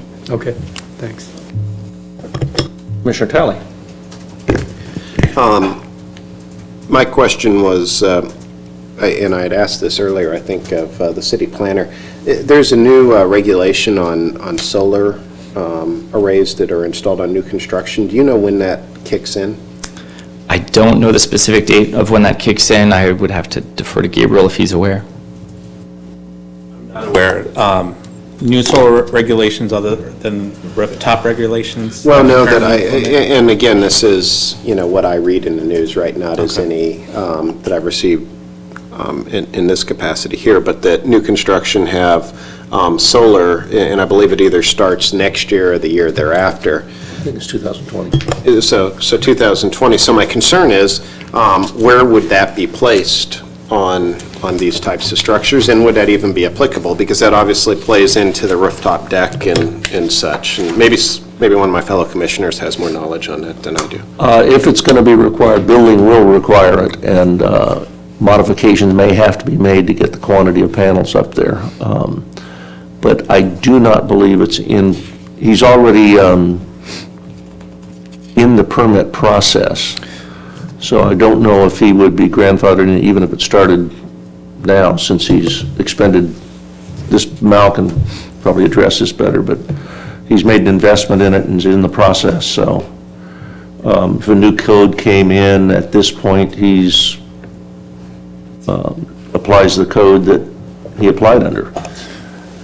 It depends on the type of code. If it's a state code, if it's a life safety code, that's going to apply to him. If it was a local code, it wouldn't apply to him. Once he's pulled permits and begins work on his project, it wouldn't apply. But again, life safety issues at the state level are going to apply. Solar is not a life safety issue. I doubt that would apply to him retroactively. Commissioner, this is a California new green building code requirement. It kicks in at the very beginning of 2020. Each building is required to have a photovoltaic panel on the rooftop. So if the applicant receives a building permit next year, then he would have to incorporate that into the system. But the solar panel design installation is mostly is exempt from local jurisdictions. Thank you. Okay. Any other questions of staff? See none, so we will close the presentation, open it to public comment. See none. Did the applicant want to speak? Yes. Certainly. Okay, we will reopen the presentation portion. Good evening, Commissioners. Thank you very much for your time this evening. I just wanted to comment on the question about solar. The architect did put on the plans, on the roof plan, he did dedicate a section for solar, and it's stated on there. I don't know exactly what that's going to entail, but My apologies for missing it. but we have that option if it comes into play, and if it's feasible. I'm more than happy to do it. Very good. Okay, thank you. Okay, we will once again close the presentation portion, open it up to public comment. See none, we will open it up for discussion. We'll close public comment and open for discussion. Any comments? We did go through design review, and they incorporated the comments, and we appreciate that. It's a style we don't get that often, but they did a good job of doing a modern style, so good work. Do we have a motion then? No comments? Yeah, I mean, I gave a lot of comments in design review, so I didn't want to bore the applicant by repeating myself. But if there's no other comments, I will move that we adopt resolution number PC 19-004, a resolution of the Planning Commission of the City of San Clemente, California, approving cultural heritage permit 18-051 and tentative parcel map 2018-118, PLN 18-081, La Paloma Triplex, a request to construct 3 new residences on a vacant lot within 300 feet of historic properties located at 203 La Paloma. Second. We have a motion by Rulon, second by Talley. All in favor? Aye. Opposed? Passes 4-0. Congratulations, good luck. And our next item is new business, and it is, the subject is 2018 Downtown Parking Study T-Zone Occupancy Count Update. Carl Steele will be doing the presentation. From Mike right here.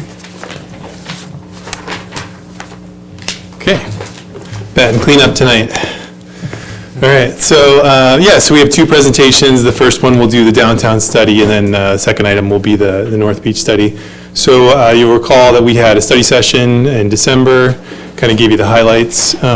So tonight we'll refresh a little bit on that quickly and then get to the recommendations and things that we added that the commission discussed in the study session. So just introductions, Kyle Weber couldn't make it here tonight. He was kind of the lead on the downtown study, so just recognize his work. Michael Oloco has also worked on the downtown study. He's here tonight. Chris Wright also did a lot of work helping us with this. Chris was here, obviously he's been here a long time, and he worked on the previous studies and was a great help. And then I kind of oversaw the team and helped us get to this point. So the downtown study, this is the location map. You can see that we break up the area into blocks, and 1 through 10 there, or 12, and there's a number of different lots. I have another slide later where we can talk about which lots are private, which ones are public. That's kind of how we break it down, the different blocks for both on-street and off-street. So we've conducted parking studies since 1995. The first one was the IBI study. And then we've done counts more recently from 2002 to last year in 2018. The 2002 through 2010 studies were done with the Walker Parking Consultants. And then we kind of discovered, as you know, and we talked about in the study session, that we could kind of replicate that with planning interns. So the last 3 cycles, we've done the work with planning interns, just kind of replicating what the Walker studies did. So the process, typically in the last week of July or the first week of August, the counts are conducted from 9 a.m. to 9 p.m. on 4 days. We do Saturday and Sunday and 2 weekdays, and we get a lot of data. So in general, just the general takeaways, the last 2 studies, the counts are higher compared to previous studies in downtown, although I would say with this recent study, we've kind of plateaued on total occupancy and percent of spaces occupied. And there continues to be a sufficient number of parking, both public and private, on off-street and on-street for downtown. If you look across the board, the occupancies don't reach the thresholds that we'll talk about in a second. And generally, there are 2 peak summer occupancies, 1 p.m. and 7 p.m., usually on the weekend. So the parking industry regards an occupancy rate of 85% for on-street and 90% for off-street as the maximum effective capacity. That's what was in the previous Walker Parking Consultants studies. We did additional research, looked at other jurisdictions. As I think we mentioned in the study session, we looked at Dana Point and Carlsbad's recent studies. They rely on the same thresholds. It's what everybody uses in parking studies. I believe that was referenced in the target item that was here last month. They had the same thresholds. And parking occupancy rates above this threshold start to impact traffic flow. Drivers circle around looking for parking spaces. So key observations summarized in the staff report.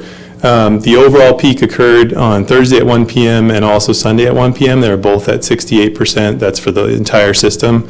The Thursday at 1 p.m. was a 3% decrease from 2016, and the Sunday at 1 p.m. was a 7% increase. But that's still well below the 85% or 90% for the overall area.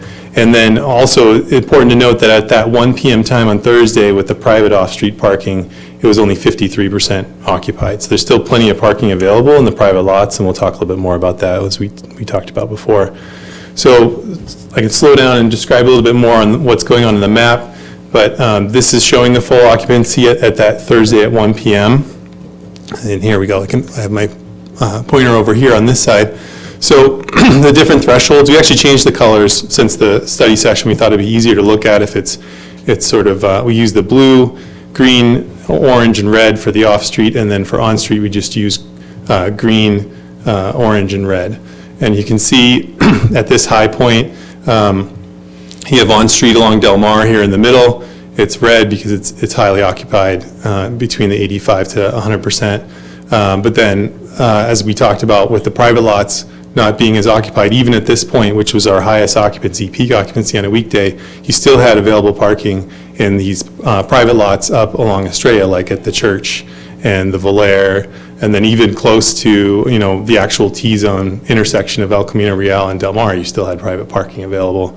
And then some of the side lots as well, and the library wall was not completely full down here at the library. So there's still parking available out there, and this is at the peak time, right? So, and then if we look at Sunday at 1 o'clock, the difference between Thursday and Sunday, you can see they're looking at these lots, the public lots are all red. So you can see that on the weekend, people are really using those public lots. So they're highly occupied, and Del Mar's sort of full up on street. But the private lots are there's still plenty of parking available in the private lots, even the private lot next to the one at the library. Other private lots on adjacent streets, there's still plenty of parking available, and there's parking available up at the church even on Sunday, right? So there's still plenty of parking available in the system. You'd see in the study itself, we did a breakdown of actually looking into these specific areas even closer and sort of analyzing where there's available parking in there. But you can see here, as we show on the slide, in this case at this time on Sunday, even on Sunday at the peak time at 1 o'clock, you still have private lots at only 46%. So there's still a lot of availability in the private lots.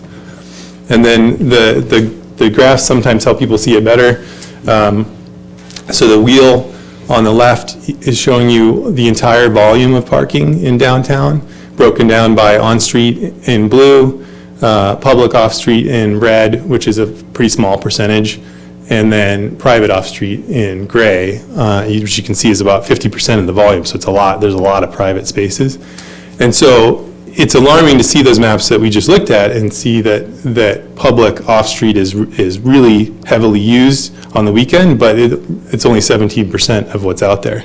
And there's a whole lot of other parking that's available that we know is out there. And you can see that on the right with the private off-street, where it's only about half occupied at that time on Thursday at 1 o'clock, right? So that's kind of like what we drill into with the findings. And so then we start talking in the study about where there's opportunities. And this map really kind of shows it.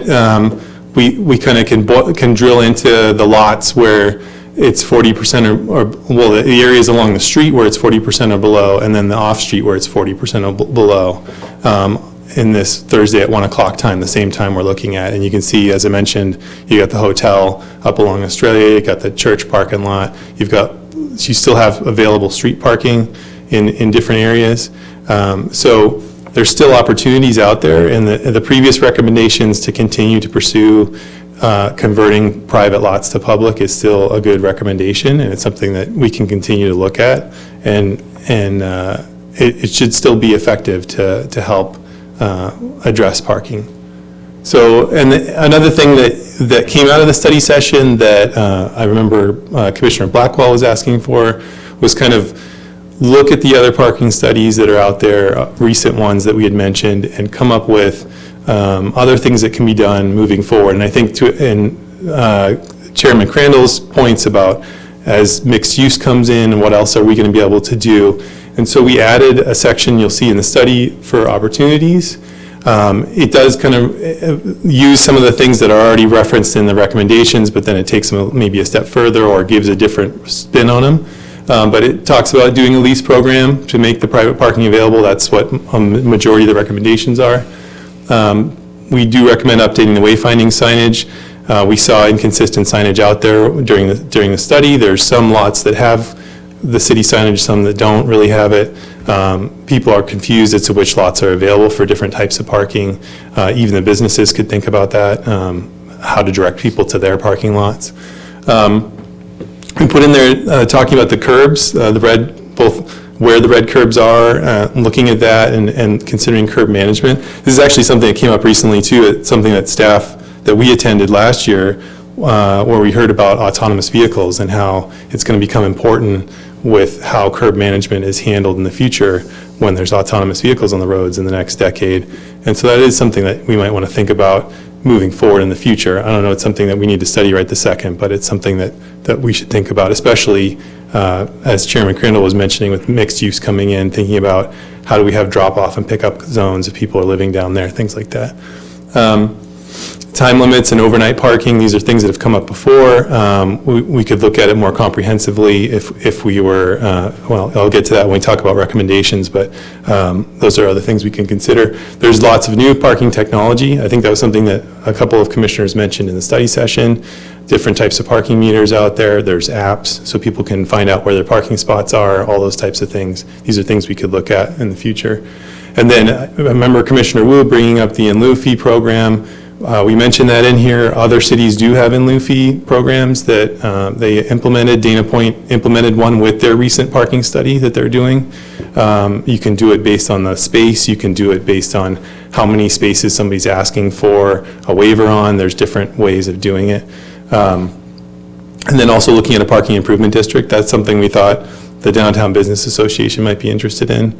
And so it's a recommendation that we saw in other studies that we could consider. So the recommendations, a lot of them are carried over from previous studies, which is what's been happening with the studies in the last couple cycles, but they still make sense. They're still valid, that we should investigate leasing the excess capacity of those private lots for public use throughout the area. I think there's specific ones that make a lot of sense. I think the church parking lot's a really good one. There are some other ones. I have some backup slides if we want to get into that, and I know that's been discussed before. And continue enforcement of the posted parking regulations. That's something that we always recommend doing. It's good to have the parking turnover and consider reduction of the 2-hour time limits to 90 minutes. That's been in the recommendations for a long time. Another one that I know the Downtown Business Association is interested in is making sure we're directing employee parking to specific lots. And then, of course, also as potential new lots as they become available, we should be proactive when we start converting more of these lots, if possible, over time. We should be reaching out to the employees, the businesses, and so they know where their employees should park, and that's one of the recommendations. Another one that I think Commissioner Blackwell brought up was looking more at active transportation. That's a new thing we added in the recommendations. It aligns well with the city's bike and ped master plan, which already calls for a lot of the same things. So we kind of looked to that and brought some language in here that recommends moving forward on those. That's something I think the city will already be planning to do eventually, or in the CIP as there's projects, but it's something we could look at. And then really to bring all this together, I think is why we have in the general plan the implementation measure to do a comprehensive parking and circulation strategy for the key commercial areas, the Del Mar T-zone being one of them, North Beach being another, which we'll talk about later. I think a lot of these things, both the opportunities and the recommendations, could be looked at further if we get direction to do that implementation measure, and that would be sort of a bigger project that could look at everything. So with that, staff recommends the commission comment on the results of the survey and provide recommendation on the management strategies identified in the report. Any questions for staff, obviously? We'll start with Commissioner Wu. Yeah, hey, Carl, first of all, those surveys are done in August. So one would imagine that in December, the situation will be worse. In December? For parking?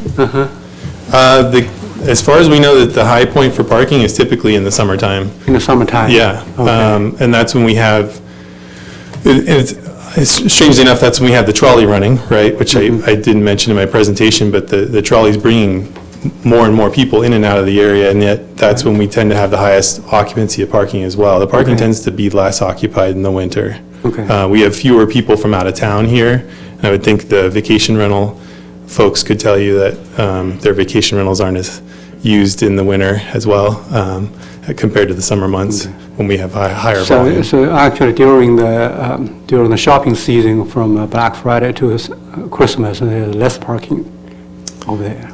I don't have specific data on that, but I can reference that every parking study we looked at talked about peak time in Southern California being the summertime. Okay. Basically between July 4th and Labor And Day. then the Downtown Business Association, the city used to have parking meters there, and then upon their request, the city removed the parking meters. Have you or any other staff member who is a liaison with the Downtown Business Association talked to them about that? Do they have any interest to have a parking district? So Commissioner, were you talking about parking meters along Del Mar? Right. Okay. I have not had a specific discussion with them on that, but city planner might want to chime in. Yeah, Commissioner Wu, this hasn't been presented to the DBA yet. The intent is to actually present this after the Plan Commission reviews it and before it goes to City Council, the study, and just to hear their feedback about their recommendations. Okay. So we could ask them about metered parking. Thank you, because the DBA recently, and they also did their own parking analysis, and they presented to the city.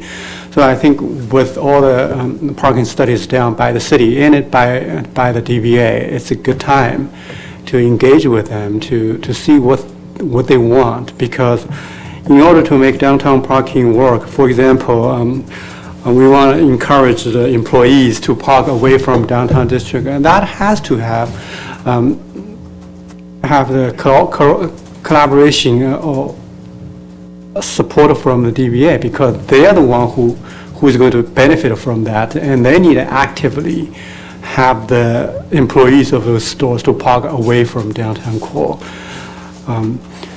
Also, call on leasing private parking lots around the downtown, the T-zone area. The city started that quite a while ago, and it's being effective. But I assume that at a certain point, it will stop being effective, because I also heard of some business owners saying they're interested in leasing the parking lot to the city for public parking, but they want, I think that's you told me, that they want to keep the space for themselves to use when they need it, and they're open to leasing it to the city when they don't need it. Does that actually make sense, if that's the case? Commissioner, I'd say there's different options out there. There's times, especially now that as the commission knows, the downtown's kind of changed somewhat, and there's probably more restaurants there now maybe than there's ever been before. And so the demand for when employee parking is needed may be different now than what it used to be, even when we did the first study. So that's something we could talk to the business owners about and talk to them about their lots. I don't know that discussion's been had in the recent years, but that's something we could look at. I think there's different ways of addressing that, and you think about when some of those lots are used, and to your point, when some of the businesses or the folks who run those lots really need to use them, like the church might not need to use it as much in the evening as they do on the weekend in the morning, for example, something like that. So that could be something we look at more closely if we were doing more of a comprehensive strategy. Right. Well, thank you. Well, churches are apparently different because it has very different demand pattern, and all the other businesses, and they are more or less similar, whether it's retail or restaurant is different. But okay, thank you. Commissioner Rulon. Thanks. One question I have was, I noticed we're looking at, in reading the report, that there was some concern about, that we're not really giving out parking waivers, we don't want to give out too many parking waivers anymore. And at the same time, we'd like to take some of that private parking area and, if possible, convert it to public parking, or use it for public parking. Has there been any thought about maybe using parking waivers as a way to convert some of that? So say someone's got, do a 1 for 2, you give up one parking spot that becomes a public parking spot and you get 2 waivers for your business, especially for businesses that like, they've only got 4 spots, say, but they need 8. Maybe they could work out a deal and now it's all public. Yeah, I think that's a great idea. I think that's something we could put in the opportunities, is talking about other strategies we could do waivers with. I think that's totally reasonable to include as an opportunity. Right, yeah, then we can use it, we're using it as leverage, so, and it could help them too, so they don't have to go out and do extra parking agreements and kind of everybody wins. Regarding the DBA, they said that they felt that parking was inadequate. Do we know what they mean by inadequate? Is that just a very kind of amorphous, subjective sort of thing to them, or do they have like, there's these many cars and... I don't have specifics on that. That's something that's been conveyed to me. Our other senior planner, Stephanie Rojas, has attended some of their meetings and received feedback. We do, as city planner Gabriel mentioned, we plan to go to the DBA and have a more in-depth discussion with them and get that feedback. But that is something we've heard.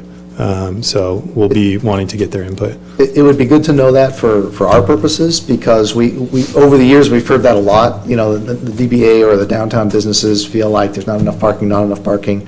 We see these surveys which says, well, yeah, actually, most of the time does seem to be enough parking. So what is their, how are they judging that? And do we have some objective criteria, or, my customers are complaining, or, what is that makes them say that? That would help us out, I think. Okay. That's the questions I have for now. Yeah. Okay, Commissioner Talley. So several things. I was with my wife the other day, driving to try to find a parking spot downtown, and we were not being as successful as I would have liked. And I looked at the time, and it was 1 o'clock, and I said, yes, this is the busiest time of the day to find a parking spot. I think it was on a Thursday, actually, so I was able to reference that bit of information I learned, so thank you for making me look good to my wife. I just want to echo Commissioner Wu's statement about the parking meters. Traditionally when I hear parking meters, I think of you're trying to generate revenue for the repairs and the maintenance of those areas. I think in this case, you're really trying to generate turnover, and you're trying to make it easy to enforce that turnover. Yeah. And I think with today's technology, parking meters are really easy to use, whereas it's, used to be you were looking for quarters, now you can either use, contactless type payments or a credit card or something along there, and it makes it really easy for enforcement, so you can help spur that turnover, because I think that's how you create more perceived versions of parking, is when you do make that second trip down Del Mar, you find a spot.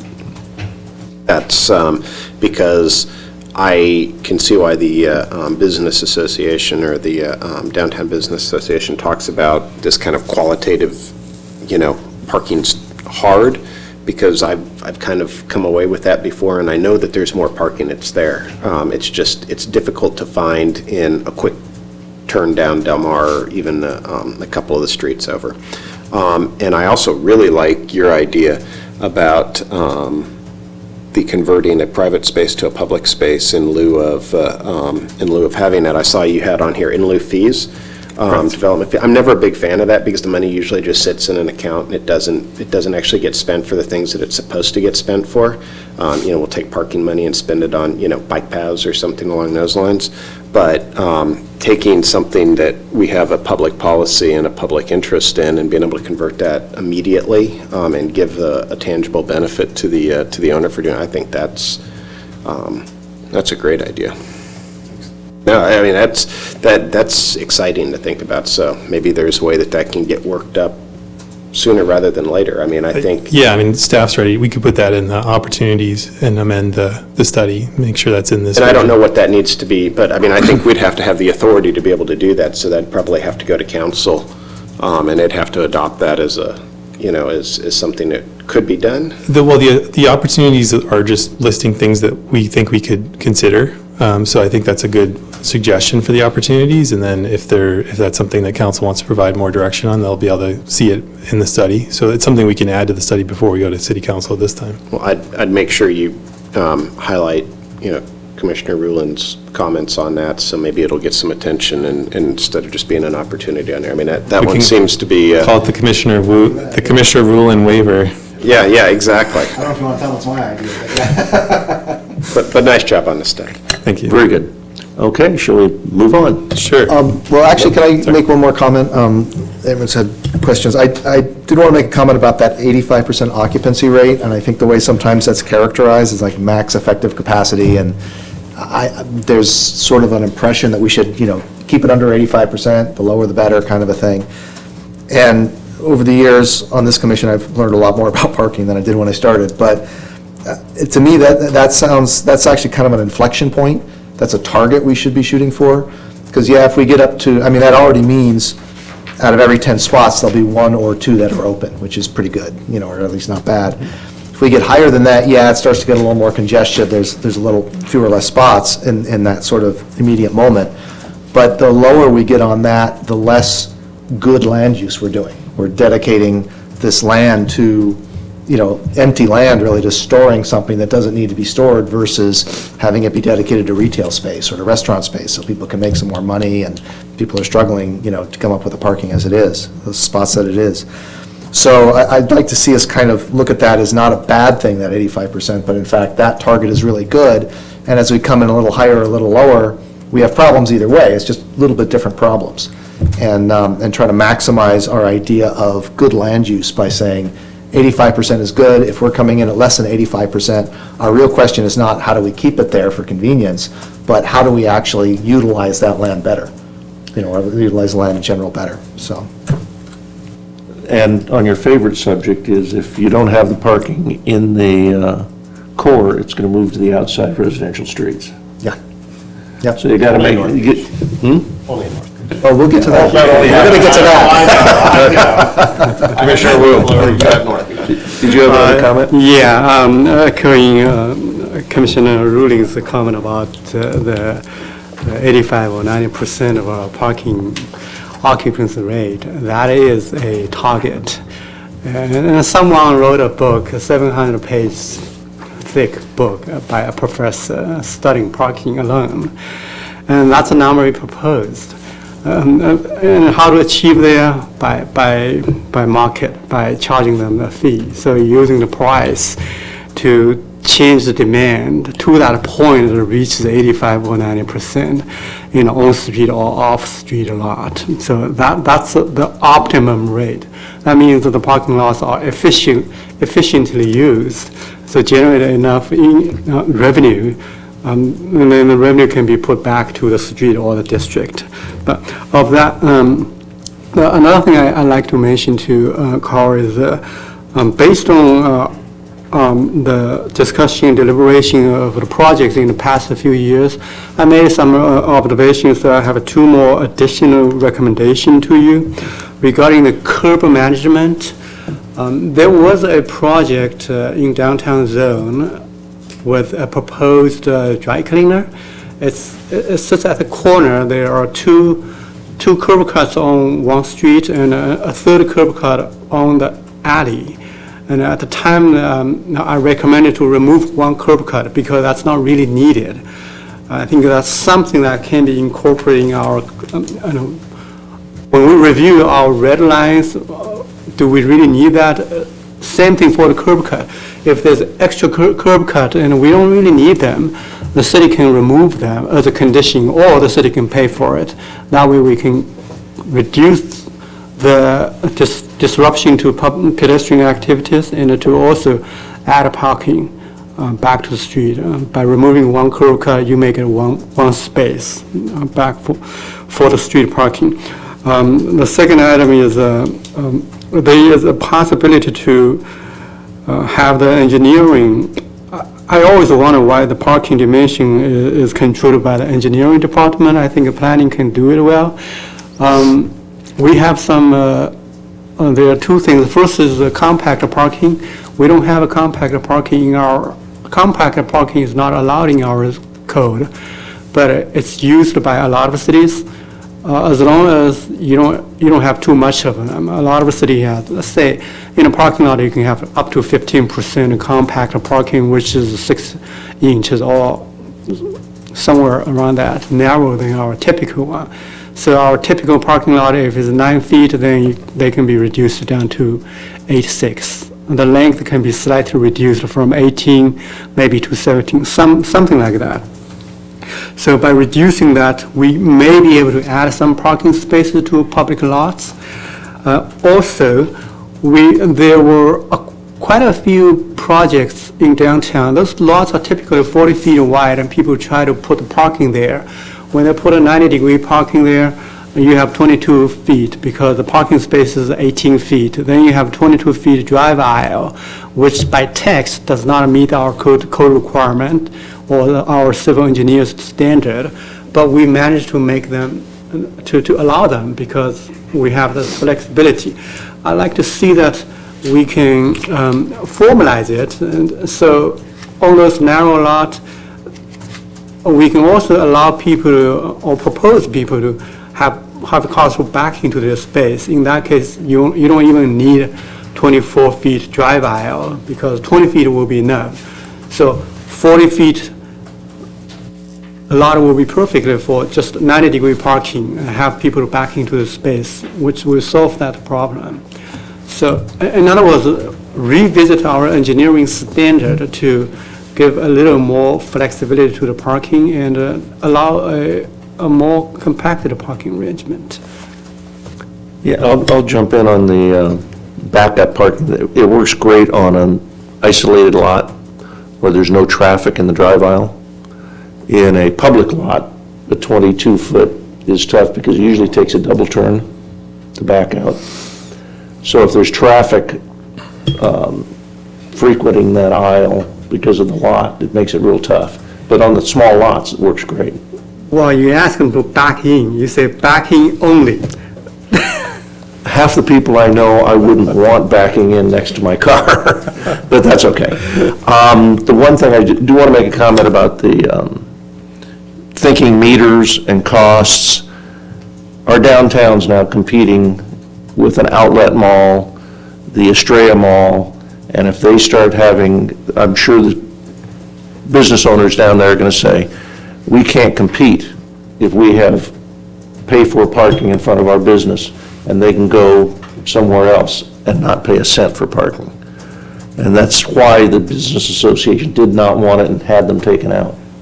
Well, first of all, that's a myth. Secondly, if they decide that they don't want it, so be it. Let the parking situation to get worse. To a certain point, they will want a change.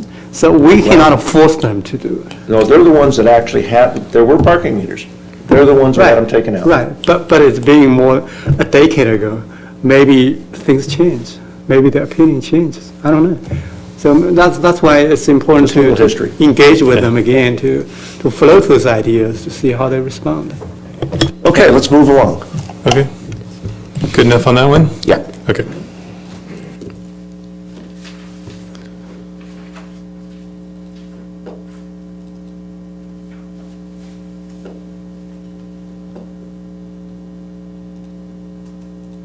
Okay, so the last item of the night, North Beach parking study. Similarly, we talked about this previously at the study session, and fewer slides, there's less data to cover. So again, we had the same staff, but on the North Beach study, Michael Aloco was the lead on putting that together, and he's here tonight, and I'd like to congratulate him on putting together a great study. Kyle Weber also did a lot of work to help with that. Chris Wright helped us towards the end, making sure we dotted our I's and crossed our T's, and then I oversaw things and helped finish it up. So location for the North Beach study is the mixed-use zone and the public lots located in the North Beach area. Here you see it broken into the blocks. The mixed use are the numbers 1 through 7, and then 8 and 9 are the public lots with the beach club and the casino, and the theater's on 6, this block 6 as well. So this was the second comprehensive parking counts in North Beach that reveal the parking demands that we were first directed to do it in 2016 after the general plan update. And it serves as a baseline for comparing with future parking count updates. Similarly, the process, we do them, this time we've only done it twice, but we do them in early August. They're conducted at the same time frame that we talked about for downtown, 9 a.m. to 9 p.m., on 4 days. We got to hit the Saturdays and Sundays, and then we have 2 weekdays. And they do take less time than downtown. I think that's something that we could take into consideration if we talk about what else we might want to look at in the area in the future. So key observations, just to sum up what was in the report. Overall peak was Saturday morning at 9 a.m. with a rate of 43%. So we thought that was kind of interesting, as we mentioned previously in the downtown study, it's typically 1 p.m. or 7 p.m. But currently this past summer, it was in the morning on the weekend. And looking at the sub-area occupancies, if you break that down, as the report does, you see that it's around the beach club on the weekend, likely related to weddings and events that we saw there. And then also the private parking located at the lodging, the Best Western lot is really busy on the weekend in the summer, right? A lot of people would be there. So that Saturday at 9 a.m. public on-street parking was observed at 50% throughout the area, and that's substantially more, 23% more than in 2016. So we think that's likely due to the events, but there was a lot more on-street parking, which Commissioner Rulin mentioned previously when we were talking in the study session. So if I can take you through the map, there's not a whole lot of lots to look at, but you have Avenida Pico here, El Camino Real coming through here, and the coastline down here. We've got the Metrolink station and large public lots down at the beach.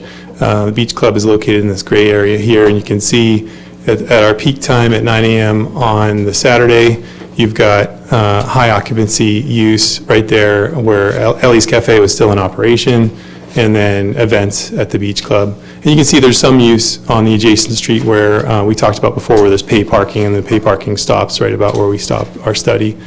Another thing to mention is the lodging parking that I mentioned, the Best Western. It's located up here. You can see it's heavily used at that time.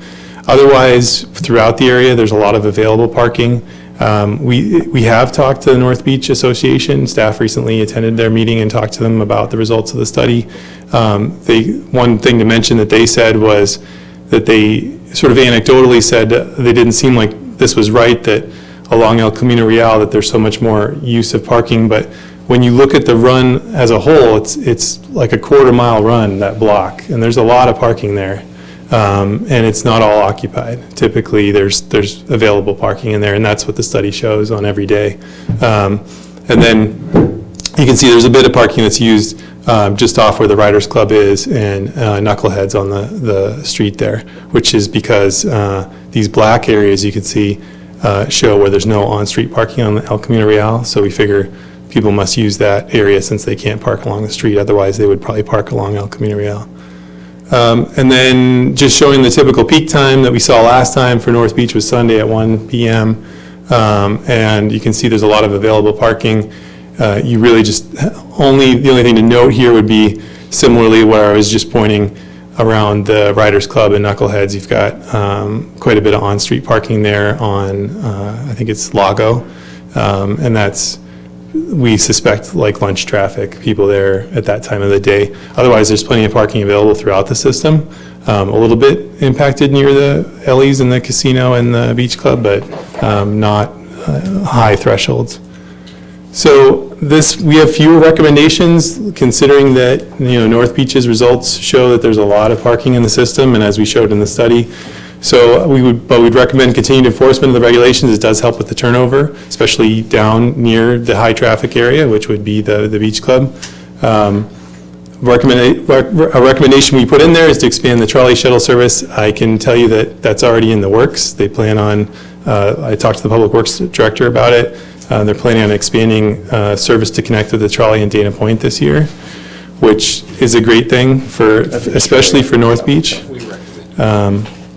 We know lots of people go to the outlets and park there and ride the trolley specifically to North Beach or to downtown. That should only expand, we would think. And the trolley's been a great asset to the city, and it has, in our minds, affected the data in the study. We mentioned that in the study, that it seems like a lot of people are riding the trolley, so maybe less people are parking down there. We also recommend updating the signage.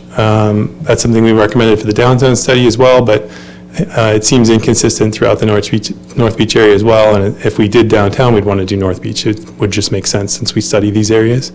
And then evaluate alternative transportation. That was a similar recommendation to the the downtown study, and one thing we kind of thought about was, we figure there's a time coming when we'll have the types of like public share bikes that people do, the scooters and things like that will likely come. It's kind of a rude awakening, but it's probably coming. We know it's happened in other beach cities. And that might be something we want to look at in the future when it happens, so that we are prepared to handle it, where it should be parked, what areas that should occur in. And then also, the North Beach study area is also covered by the same general plan implementation measure to comprehensively look at the parking and circulation. So we'd recommend, if we do that, these are the previous recommendations I mentioned would be things you could fold into that if you were looking at the North Beach area. So with that, I think that's all I had, and we'd recommend the commission comment on the results and provide recommendation on the strategies. Okay, Commissioner Talley. So my only comment, great job on this, thank you, is my wife's been, she goes down to the North Beach area. There's Epic Yoga, which is down there, which is a new establishment, or relatively new establishment, I should say. And I know that she frequently comments in the evening on parking difficulties down there, and I think this is probably one of those kind of qualitative comments that we heard from, downtown. There's obviously, an abundance of parking available, but I think we need to probably improve some of the lighting and some of the access to some of that, so that you feel comfortable parking a little bit further away than parking right on the street, because you can't do that there. So that would probably be a comment that I'd take back, that just because we have the spots doesn't mean we have spots that would be used. Does that make sense? Yeah, I think that's something we can easily add to the study, that improve lighting and access, sort of public safety kind of thing. Yeah, I think it's just, especially, North Beach has, has some other challenges that are facing it right now as well, just from a safety standpoint. So that kind of dovetails onto that we need to be cognizant of, safe spaces. Yeah, we can do that. Okay, thank you. Commissioner Rulon. Okay, it'll surprise you, I actually have a couple things to mention. So one thing I'll do is I know I'm going to sound a bit like a broken record. I'm going to reiterate my concern about the lack of not bringing in the other areas around the streets. Yeah, thank you. Those metered spots, for example, that go up Boca de la Playa, if people are going to spend half a day or a day at the beach, not only is there a cost associated with that, there's a time limit. So people aren't going to want to go and move their car. They'll walk a ways in order to have a place where they can park all day. So they'll go up around the corner, and we're kind of missing that. We're not getting a picture of what that looks like, and actually all the way up Calle Colina as well. And so there's, I think we might be missing part of the picture, and we're seeing some leakage, if you will, that kind of might give us a false picture that there's a little more parking there than in that general area than there really is. And the fact that the changes in the STLU ordinance too, we're not kind of taking that into account, might be something we want to list in the report, that this is something we want to take a look at the next parking study, to make sure we incorporate how STLUs in that area affect this, because that turns that into a bit of more of a visitor serving type of area. So to leave it out right next to there, especially when there's free parking in that area, is going to be, we'll get a better picture if we include those, I think. I had a question on page 6. In the current condition, where you said in that last paragraph that there's 10 lots that are privately owned with 378 parking spaces, but in the graphic, you list the private off-street as 219 spaces. So I'm wondering what happened to those spaces. Yeah, I see that. I think it's an error in one or the other. It's not correct. So we can fix that. Okay. We'll get the correct number in there. Okay.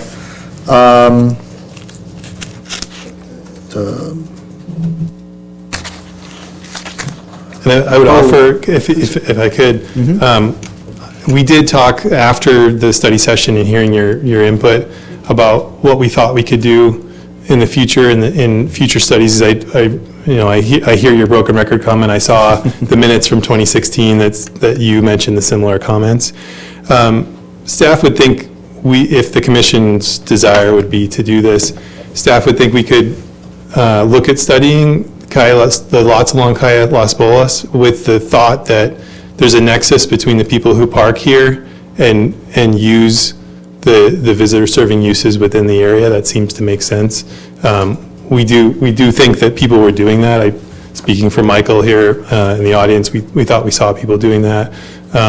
So that would make sense you could look at just this street, we thought would make sense. It also would work with the run that we do, the way we do the counts, that you could kind of come out here and then come back down the street to do the counts. So just to put that out there, staff doesn't really object to that. It's something we think we could consider if that's what the commission's will is. Okay. Yeah, I think that would be a good idea, and my thought is that all of the areas that are currently designated where you can have STLUs in the residential area, which is up Oco de la Playa, I think Calle Colina, I know people park there, and then that northern half of Buena Vista. That's where the STLUs are allowed, so that's where the visitor serving people are going to be parking. So I would say, speaking on behalf of staff as we discussed that, we thought that might be a bit more than we'd want to chew. Maybe we'd want to look at just Calle Las Bolas initially and see what kind of data we get out of that and see where the nexus is there, and then go from there. I'll take incremental steps, so. I might have asked this last time and forgotten, but why don't we seem to be including all the beach parking, or am I just reading the map wrong? The parking right along the sand, at the very bottom there. Down, on the other side of the tracks? Yeah, because they're all on the east side of the tracks, but that parking goes all the way down there, and it's on both sides of that lot. I believe we have all of it. I think if Michael can chime in since he kind of led on the study, but maybe it's just the way the map is colored or something. As far as I know, we have all of it accounted for. All the Metrolink spots and all of our public spots are included, which are in here. The parking continues to go to the right, for instance, and maybe, like I said, maybe it's just the way it's colored and you're incorporating all the numbers. No, I think you're right. It goes down to the start of the beach walk, and I think that's actually beyond the street a little ways. A little further? It's not where the box is. Maybe the map needs to be revised, but I know that we counted the spots. Okay, so maybe it's just a coloring of the map and you got the numbers right. We can look at the map, trying to realign the map. Okay. Yeah, that's a good point. And just a comment on the parking in that cul-de-sac, I keep forgetting the name of that street. But Riders Club, Lago? Yeah, this is Lago. Yeah. Riders Club is right on the corner there. It's very popular. And parking is really tight there. I mean, physically, besides there being kind of a limited number of spaces for that small building, it's hard to get in and out of there. You can see the side of the building, it's got a lot of dings on it from people banging their cars as they're pulling out. So obviously, the preference is going to be park on the street because it's easier, even if it's a little more of a walk. I would say the one time I went there, last year, it was the same thought process. I parked on the street. Okay, yeah. Because it looked dicey. So that might be something that's contributing to that, even if that private lot might even have a couple spaces open in it. It's just people are like, I don't want to deal with that today, so I'll park on the street. So Not at night. Yeah, not at night. So, let's see, and just kind of no, I want to ask that, that's unrelated, so, okay, that's it, thanks. Commissioner Wu. Yeah, this is also applied to the downtown parking study. You made a recommendation to allow the residents to park on a public lot. So that leads to me wonder, if you have an assessment of the residential parking demand versus supply. For example, in the residential district here, do they always have their two-car garage per single-family detached home? Do they have a driveway, and that's enough for them to park their car? It's just because people choose to not use their garage, and that way they park on the street. Same thing for the downtown. Maybe downtown has more non-conforming structures which does not have enough parking garages. Do we have a sense of that residential parking demand? I would just generally comment that there's very few residences actually located within the study areas. There are, of course, residences just adjacent to the study areas, but those aren't areas that we look at. Within the study area, the only one that comes to mind is the Venetian Villas, which is located just next to this Lot 7B. And that facility is I wasn't here when that was permitted, but I believe it was fully parked with the adequate spaces required for that many dwelling units, and it's all within the site. What about a downtown? I don't recall that there's very many residences in the downtown. Most of the mixed-use zone does not have residential within it. There are apartments. There are very few, as far as I recall. I don't recall there being that many. It's just adjacent to it. Just as you get outside the mixed use. For example, when you look at the downtown area, if you look at your map and you see where the library parking lot is, the study area only includes the library parking lot in the street right there where the parking lot is.